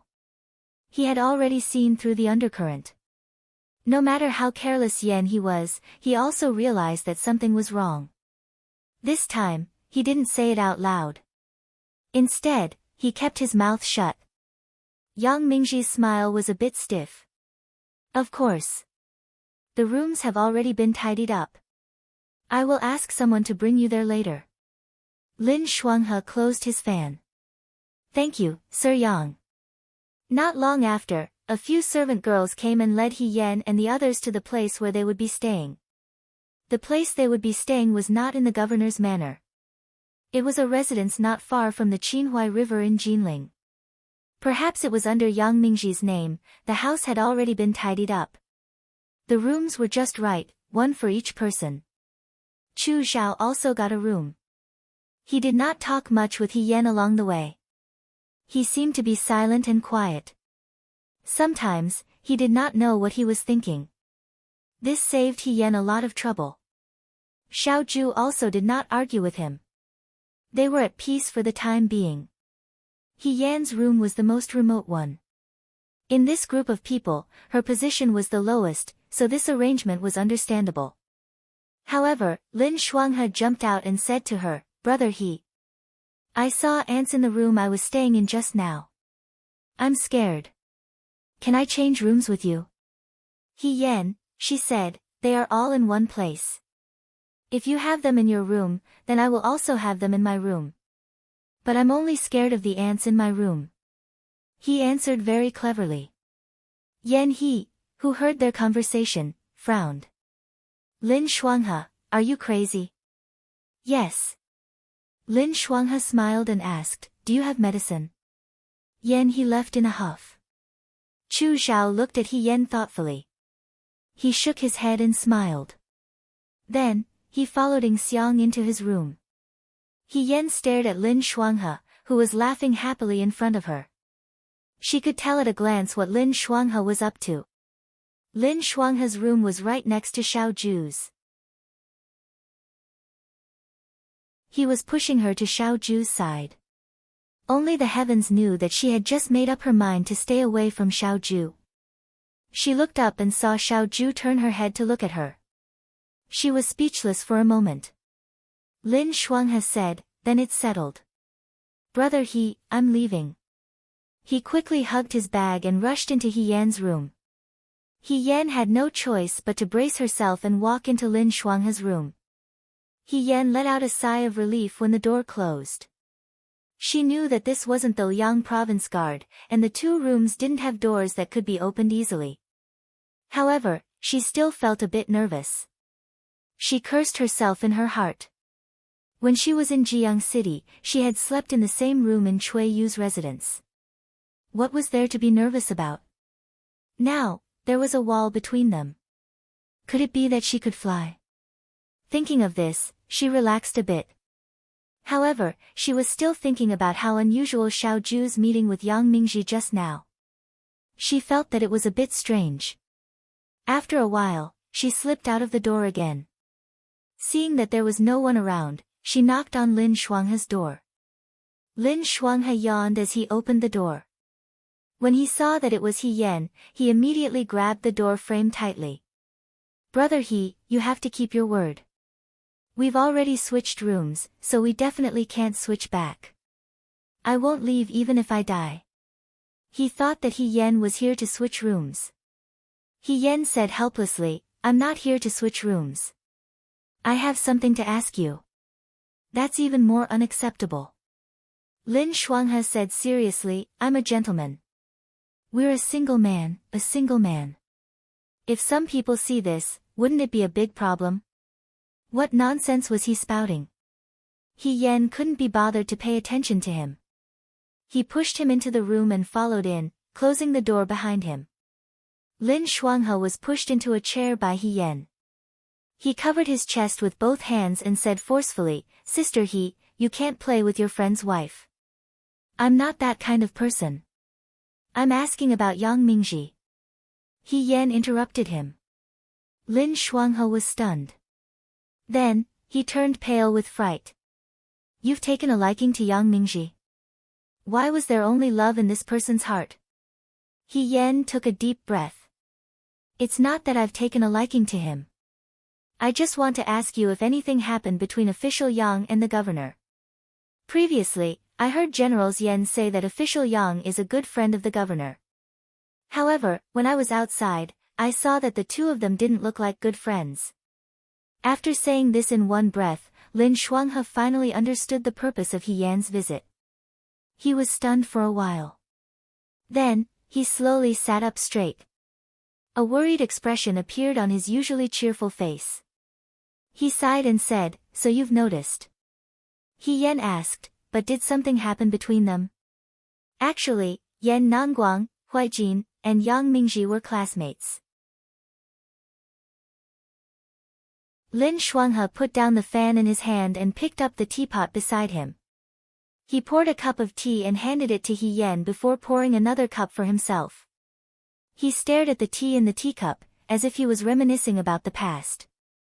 His voice was light as he said, Yan Nangguang is like a fighting cock. He's always competing with this and that. He's not close to us. Back in the day, Huaijin and Yang Mingji and I were best friends. Speaking of which, Yang Mingji and Huaijin should be closer than Huaijin and I were. There wasn't the slightest hint of jealousy or dissatisfaction on his face.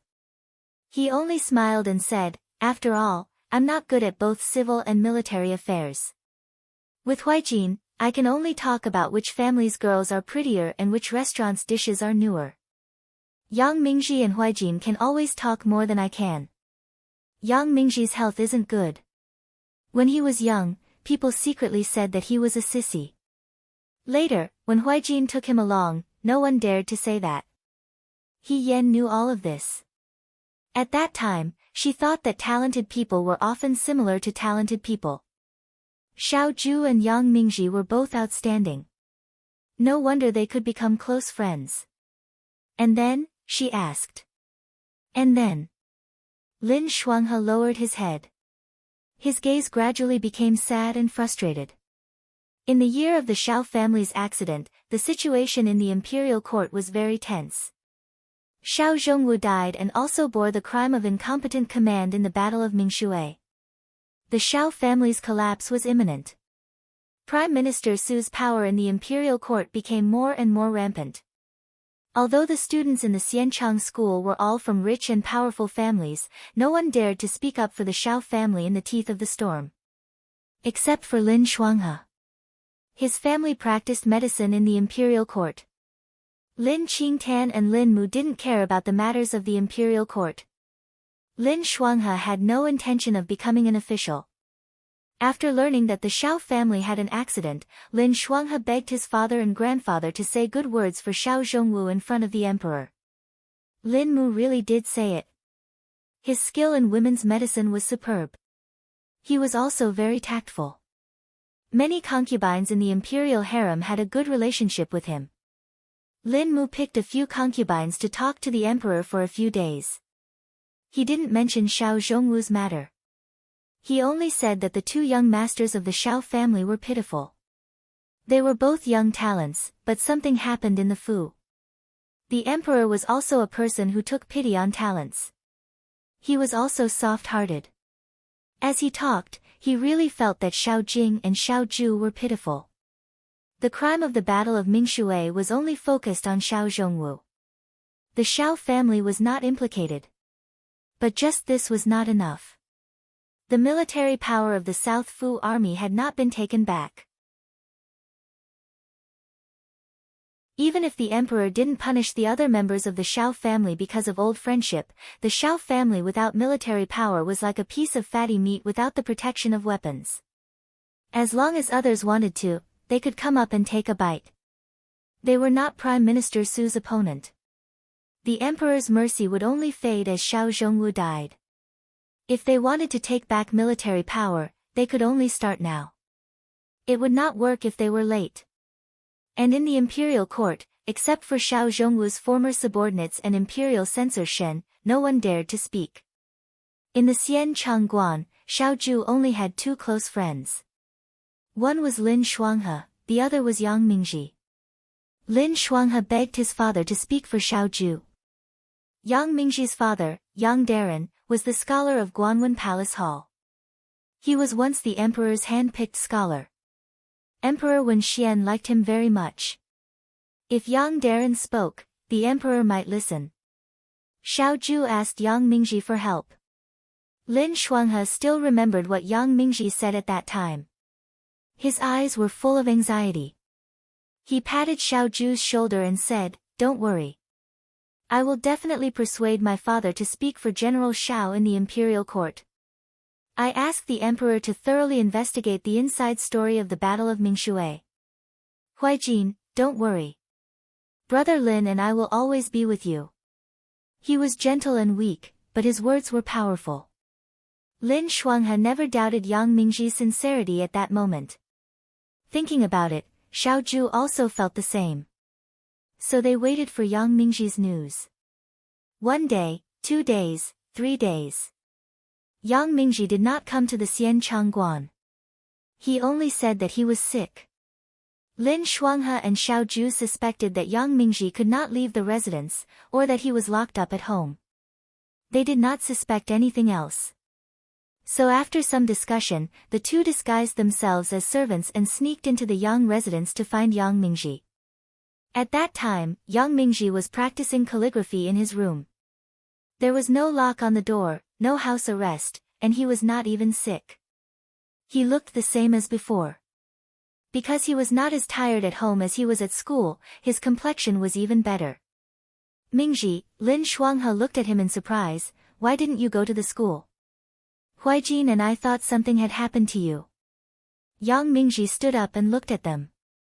More accurately, he looked at Xiao Ju. He did not speak. Xiao Ju seemed to understand something and said, "Your father." Sorry, Yang Mingji did not wait for Xiao Ju to finish speaking before interrupting him. I have broken my promise to you before.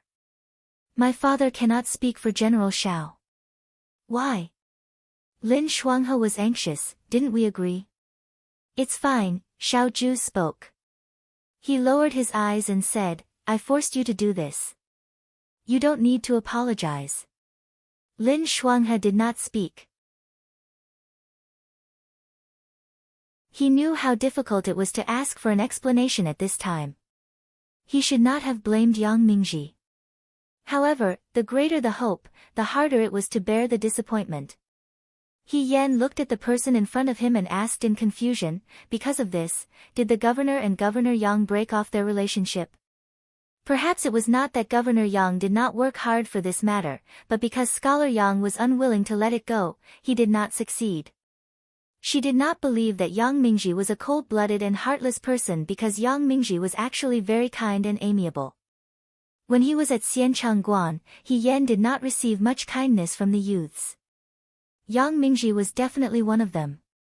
Moreover, a person who was passionate about poetry and policy should be especially righteous and passionate. Lin Shuanghe did not immediately answer her question. He was silent. After a while, he said, I thought the same that day. Perhaps Yang Mingji had some difficulties. And then before we left, Yang Mingji said something. His voice was slightly uneven, and the shadow of the past appeared in front of his eyes. Yang Mingji stopped the two people who were about to leave and said, Huaijin, have you ever thought that perhaps there was no inside story behind the Battle of Mingshui, and that it was because of General Xiao? Xiao Ju had already walked to the door. Hearing this, he turned his head. The youth's expression was calm, and the outline of his face was as beautiful as a painting. He did not speak. He just walked to Yang Mingji's side and threw a punch. That punch was really ruthless, Lin Shuanghe hissed and gloated. Yang Mingji's health was not good. He was beaten to the point that he had to lie in bed for half a month. Lord Yang was so angry that he almost wrote a memorial, but in the end, he did not. Perhaps he felt sorry for Huaijin. But it was useless, Lin Shuanghe sighed slightly. Not long after that, Huaijin went to the palace to ask for an order. He took 3,000 people to Guo City and became famous after that battle.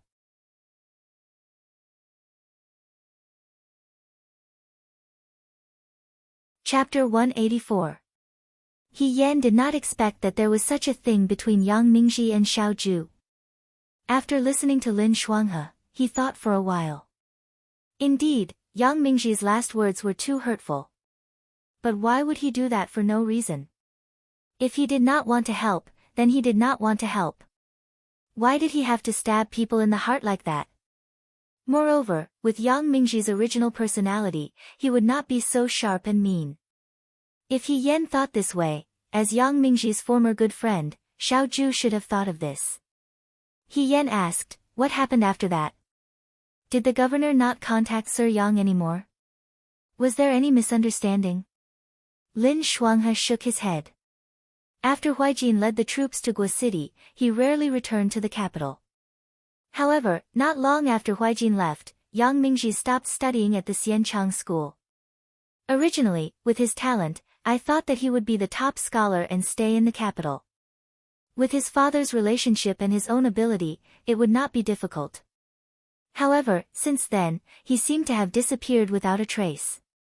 We are all brothers. He was indeed in the wrong about Huijin. After that, I stopped contacting him.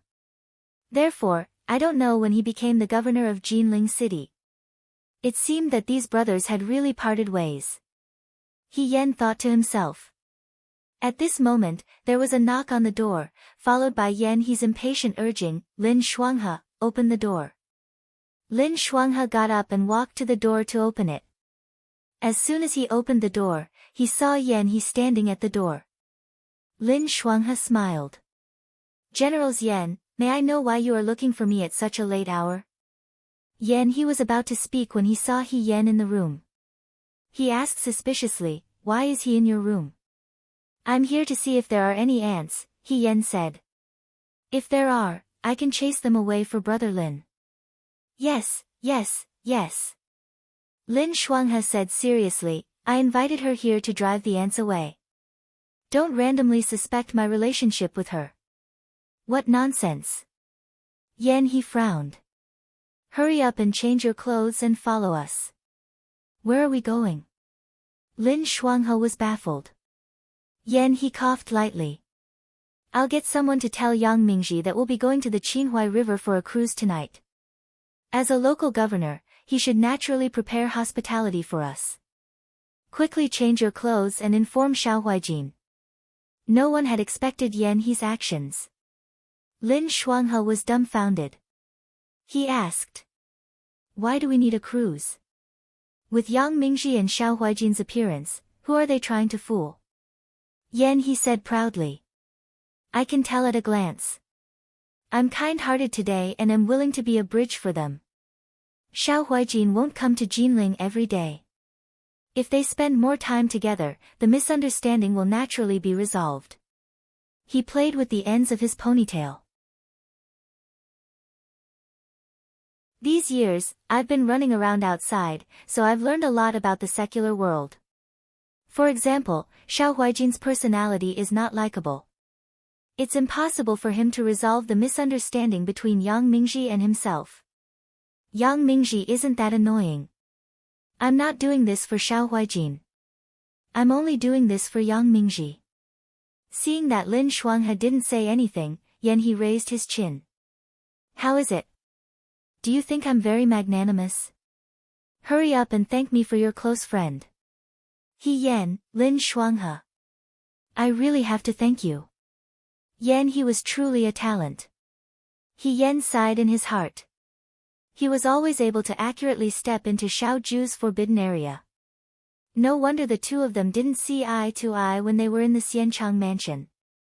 No need to thank me, Yan He said carelessly. I'll go and tell Chu Xilan. Wait, Lin Shuanghe asked. It's fine if it's Yang Mingji, but why do you have to ask Chu Xilan too? We're all staying here. If he's the only one left, it'll make me look petty.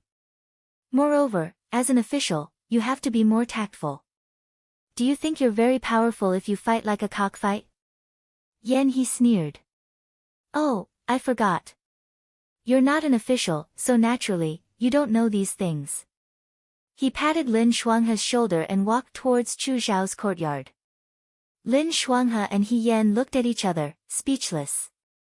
As expected of Yan He pulled in two enemies at once. Yang Mingji wasn't counted. If Chu Zhao was added, Xiao Ju would probably be angered to death. She might not even follow them. Sister He, Lin Shuanghe said, why don't you go and tell Huijin? He Yan, let's go together. This was going to cost her her life. How could she bear it alone? The two of them dragged their feet and struggled for a moment. Finally, they went to Xiao Ju's room and explained what Yan He said. They thought that Xiao Ju would definitely not follow them. Unexpectedly, she turned around and said, okay. At this moment, He Yan and Lin Shuanghe were both shocked. She actually agreed just like that, and her expression was so calm. Lin Shuanghe whispered to He Yan, he won't wait until we get on the boat and fight with Yang Mingji, right? That's too undignified. He Yan, It's very possible. Xiaoju raised her eyebrows slightly. You're not going? Yes, yes, yes, of course we're going. Lin Shuanghe moved closer to He Yan's ear and whispered, you have to go. If they fight, remember to stop them. He Yan was speechless.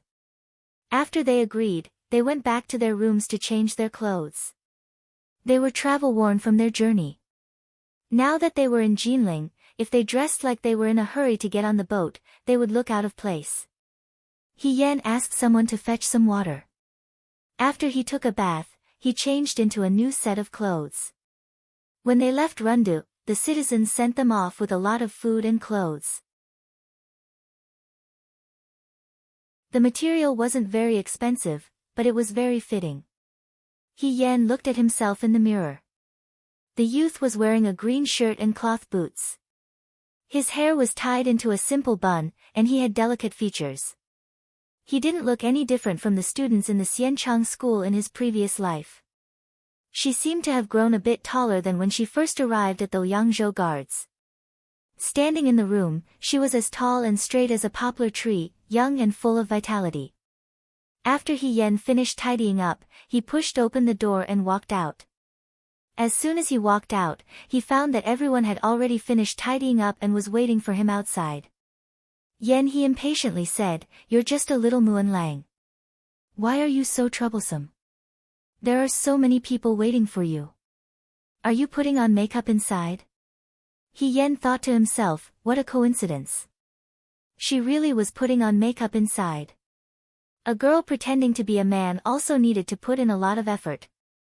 Xiaoju glanced at him and smiled slightly, let's go. The residence that Yang Mingji arranged for them wasn't far from the Qinhuai River. As a result, they didn't take a carriage and walked towards the Qinhuai River on their own. Their group was made up of either handsome youths or handsome men. They were particularly eye-catching as they walked on the streets. From time to time, there would be bold girls who pretended to sprain their ankles and leaned forward. However, Xiaoju didn't like to come into contact with people, so he naturally avoided them. Yan He wasn't the type to have tender feelings for the fairer sex. He already left some leeway by not reprimanding or punishing them. Chu Zhao had a beautiful servant girl by his side, so those girls retreated. In the end, the ones who suffered were Lin Shuanghe and He Yan. He Yan couldn't remember how many beautiful girls he had helped. It was just that those girls looked at him with tender gazes that made it hard for him to resist. For a moment, he felt that it was better to be as innocent and cute as Song Tao Tao. Lin Shuanghe was the same. He didn't know how many times he called Mimi. Yan He looked at the two of them with schadenfreude and said to Lin Shuanghe, after so many years, I didn't expect you to still be so popular with women. Lin Shuanghe tidied his slightly wrinkled robe and smiled slightly, of course, just like how you are always disliked by women. Yan He snorted, I already have a wife. I don't need to be liked by others. He Yan stilled and looked at General Yan. General Yan is already married? When he said this, Xiaoju and Chu Zhao both looked at He Yan. Lin Shuanghe opened his fan, you didn't expect this, right? Our General Yan is still young. It's a pity that he got married at such a young age. I think you are jealous. Yan He sneered. He Yan was a little strange. She rarely interacted with her schoolmates in the Xianchang gymnasium after she joined the army. She didn't know when Yan He got married. Although it was understandable for Yan He to get married at his age, it was hard to imagine what he would be like as a husband with his arrogant and egotistical temperament that was similar to a fighting cock. It was also at this moment that He Yan truly felt that the youngsters back then had all grown up. When they were talking, they had already arrived at the Qinhuai River. A few manservants were waiting by the river. When they saw He Yan and the others, they went forward and said, Military Governor Xiao, General Yan, the governor has already prepared a boat and is waiting on the boat. Actually, with the Yang family's background, Yang Mingji didn't need to do this. This attitude was already very humble. However, in this group of people, his close friends had already become estranged from him. The only one left was Yan He, who had good intentions but did not know how to speak. Chu Xiao and Yang Mingji weren't too familiar. He Yan had even changed his shell. Therefore, when the group of people boarded the boat, they already sensed Yang Mingji's awkwardness. Yang Mingji had already taken off his governor robe and changed into a sandalwood-colored long gown. Although he was an official, his face didn't have the slightest worldly aura of an official. Standing here, he was even more restrained and had the arrogance of a young man. He Yan felt as if he had returned to the Xianchang gymnasium. Yang Mingji was still the Yang Mingji of the past. Yan He patted Yang Mingji's shoulder and walked to the bow of the boat to take a look, saying, "You really know how to enjoy life. You picked such a good place like Jinling. Little did you know that a few days ago, we were fighting in the Rundu, not far from your Jinling. That was hell on earth. They already ate people." Yang Mingji was stunned. Really? Then, a hint of anger appeared in his eyes. He moved his lips as if he wanted to say something, but in the end, he didn't say anything. Yuto did evil in Jiang and Rundu's Huayuan, but Jinling City was not affected at all. It was still peaceful. On the Qinhuai River, many pleasure boats and pleasure boats flowed down the river. The sound of stringed instruments floated leisurely on the surface of the water. The shore was brightly lit and the flowers were like brocade. He Yan sat in the boat and looked out through the window. The water was almost illuminated by the lanterns and fishing fires on the boats. It was as if it was truly a peaceful and prosperous time. This place was different from Jiang. The boats in Jiang were small, the water market was lively, and the women in Jiang were bold and simple. Jinling, on the other hand, was like an old dream. Among the boats and lanterns, the beautiful scenery was full of spring. He didn't know which boat it came from, but the sound of a pipa could be heard. The sound of the pipa was like pearls falling on a jade plate. It made people's thoughts wander. Lin Shuanghe stood at the bow of the boat and said with a smile, "Jinling City is exactly the same as it was many years ago. The boats, the water, and the pipa sound are all the same." When Ing Xiang heard this, she asked curiously, "Young Master Lin, have you been to Jinling before?" "Of course." Lin Shuanghe spread his fan and said, "Speaking of which, I wasn't the only one who came to Jinling last time. Brother Yan, Huaijin. Master Yang, right?" He then looked at He Yan, who was looking at the scenery on the water, and said, "Brother He, this should be your first time in Jinling, right?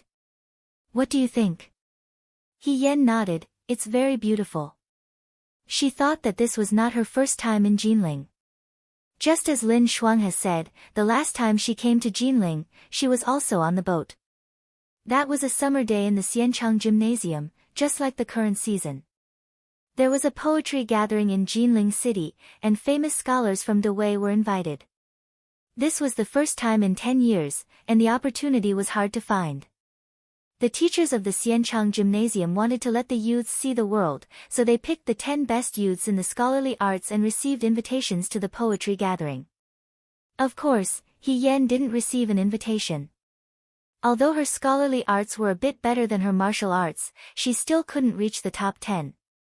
However, He Yan didn't have much interest in leaving the capital and going to Jinling. Wearing a mask was very inconvenient. Moreover, she had to interact with those youths day and night. It was hard to even find a time to avoid them, so it was better if she didn't go. Thinking of this, she didn't have much regret.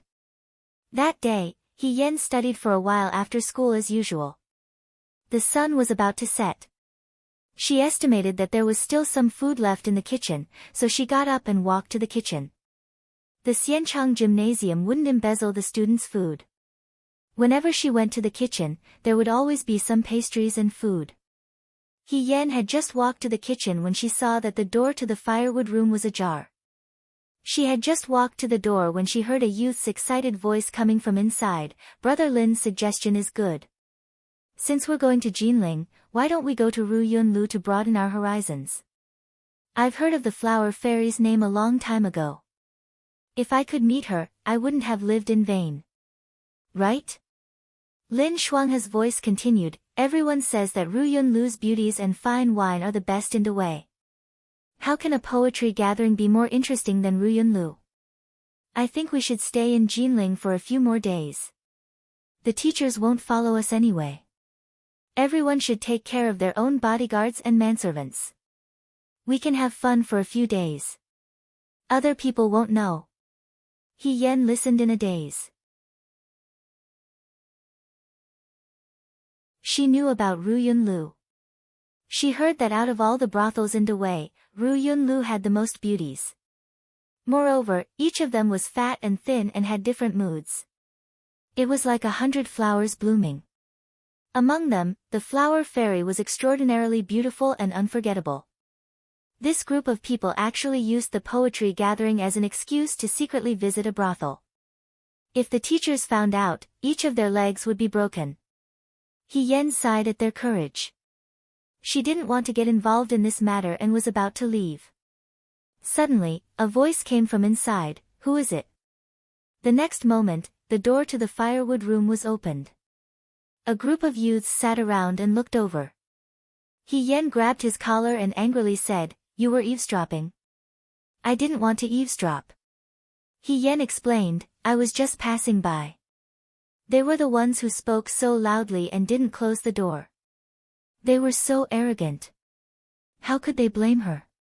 He threw her into the firewood room and closed the door. The youths looked at her with burning eyes and talked at once. That brat He Rufei actually heard it. How unlucky. Why don't we not go? What if this guy tells on us? No, it's not easy to go to Jinling. How can we ruin it because of this guy? It's too much of a loss. Then what should we do? Kill him.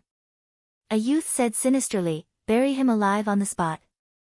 He Yan was shocked and said weakly. You don't have to be so violent. I actually didn't hear anything. Lin, brother Lin. She asked Lin Shuanghe for help. In any case, they had progressed together before. At this time, he couldn't just leave her in the lurch. Lin Shuanghe stared at her and thought for a moment. He closed his fan. Aya, it's not a big deal.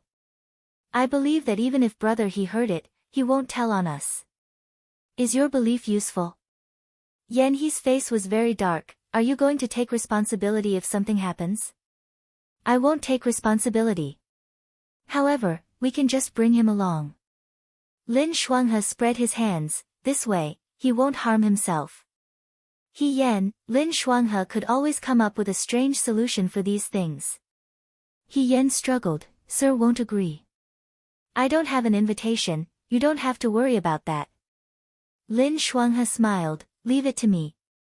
Just like that, He was forced to go to Jinling with the other youths. Lin Shuanghe didn't know where he got the invitation, but Sir agreed. Although Madam he was a bit uneasy, He Yuansheng was very supportive. As long as it was something that could bring glory to He Rufei, he was very supportive of it. Therefore, without much effort, He went to Jinling with the other youths for the first time. They went by water. It was He first time on a big boat. He vomited so much that he almost threw up his heart and liver. The other youths didn't like to bring a burden like him, so they laughed at his weak body. The only one who had a good relationship with He was Lin Shuanghe, but he had already become good friends with the boatman's daughter. When he was free, he would tell stories to the boatman's daughter, which made her laugh non-stop. He didn't have time to care about brother He, who was forced to go on this long journey because of him. He couldn't say anything about the bitterness in his heart. He raised his head and leaned against the side of the boat, listening to the cheerful laughter of the youths playing cricket. He looked at the cold moon in the sky and felt the cold wind blowing. His heart was particularly cold. Just as he was thinking about whether or not he could fish on this boat, he suddenly saw someone patting his shoulder from behind. He subconsciously turned his head. The next moment, something cold was stuffed into his mouth. He was shocked and wanted to scream, so that thing slid down his throat and into his stomach. Cough cough cough, He coughed violently and looked at the person in front of him. The white-robed youth supported himself with both hands on the side of the boat and casually looked at her. Under the moonlight, his pupils clearly reflected his own image. He Yan hurriedly touched his throat and asked, "You, what did you give me to eat?" Xiaoju lazily said, "Poison." "What?" He Yan turned pale with fright. "Shoo!" He supported his chin with one hand and looked at the distant flowing water. "Don't scream. If you scream too loudly, you will die very quickly."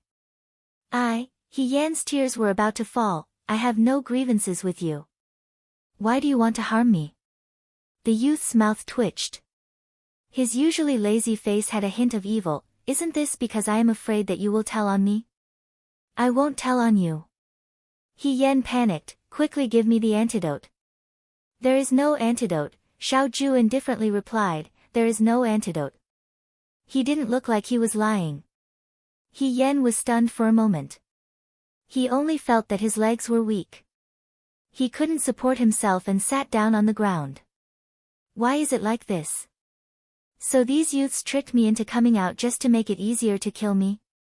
It seems that this place is indeed very suitable for killing people. If a dead person is thrown into the river, there will be no trace of them. But if they are eaten by fish after they die, will it be cold?" At that time, she was not very brave and had many thoughts. After thinking for a long time, she finally raised her head and asked the youth standing at the bow of the boat, "How many days do I have left to live?" Xiaoju didn't expect her to ask this question. He was startled for a moment and snorted, 5 days. 5 days. He Yan murmured, "Only 3 days until we reach Jinling." "Well, there are still 2 days left. I can go and see the flower fairy. Since I am going to die, it is not a loss to see the beauty before I die." She thought so. Xiaoju sneered and didn't answer. He Yan hugged the mast of the boat and sat for a while. After an unknown amount of time, she stood up and walked in shakily. After 2 steps, she suddenly realized something. She didn't vomit. He Yan understood in hindsight. He jogged in front of Xiaoju. She looked up and asked him excitedly, "Huijin brother, I don't get seasick anymore. Did you just give me medicine for seasickness?" Although the mask covered her face, it couldn't hide the smile on her face and the joy in her voice. Xiaoju looked at her indifferently and curved his lips. Although his tone was gentle, his words were harsh. "Idiot." He turned and walked in. He Yan looked at his back and felt that this person was really boring. Medicine for seasickness was fine. Why did he have to tease and scare her? Although she was really scared. He Yan couldn't help but laugh when she remembered the funny things that happened when she was young. In the boat not far away, the sound of the pipa came from a woman's singing voice. "Sung mountain far away, Wu mountain far away, the small boat travels all the way, the dream is hard to pull back," fleeting life song several times. "It's hard to think, it's hard to hate, but now you and I are separated, the spring breeze is old and young," the woman's voice was gentle and clear. It was even more moving than the sound of the pipa. Lin Shuanghe pointed at the boat with his fan and said, "That's it." Back then, the flower fairy's music was like this too. It lingered in the air for 3 days. He suddenly froze. As if he thought of something, he quickly walked forward and said something to the servant on the boat. The servant quickly left. Not long after, the boat in front stopped. The curtain was lifted and a woman walked out with a pipa in her arms. The woman was wearing a light red dress. Her eyes were half curved and her lips were like cherry blossoms. She was soft and gentle, charming and delicate. Standing at the bow of the boat, just her appearance alone was enough to make people's hearts ripple. The lights on the boat made it difficult for people to see her face clearly. However, even if they couldn't see her clearly, they knew that she was a peerless beauty. She held the pipa in her arms and didn't speak. She just bowed to the crowd. It was like an old dream by the Qinhuai River, illuminating the ignorant eyes of the youths. "Traveling fairy?" Lin Shuanghe said in surprise, "You're tuning into the Blissful Bookshelf YouTube channel. We're so grateful for your support, and don't forget to subscribe to join us on this incredible journey through captivating stories. Your generosity through donations truly makes a world of difference, as it's the primary source of revenue that allows me to expand and enhance this channel for you. Thank you from the bottom of my heart for being a part of this adventure.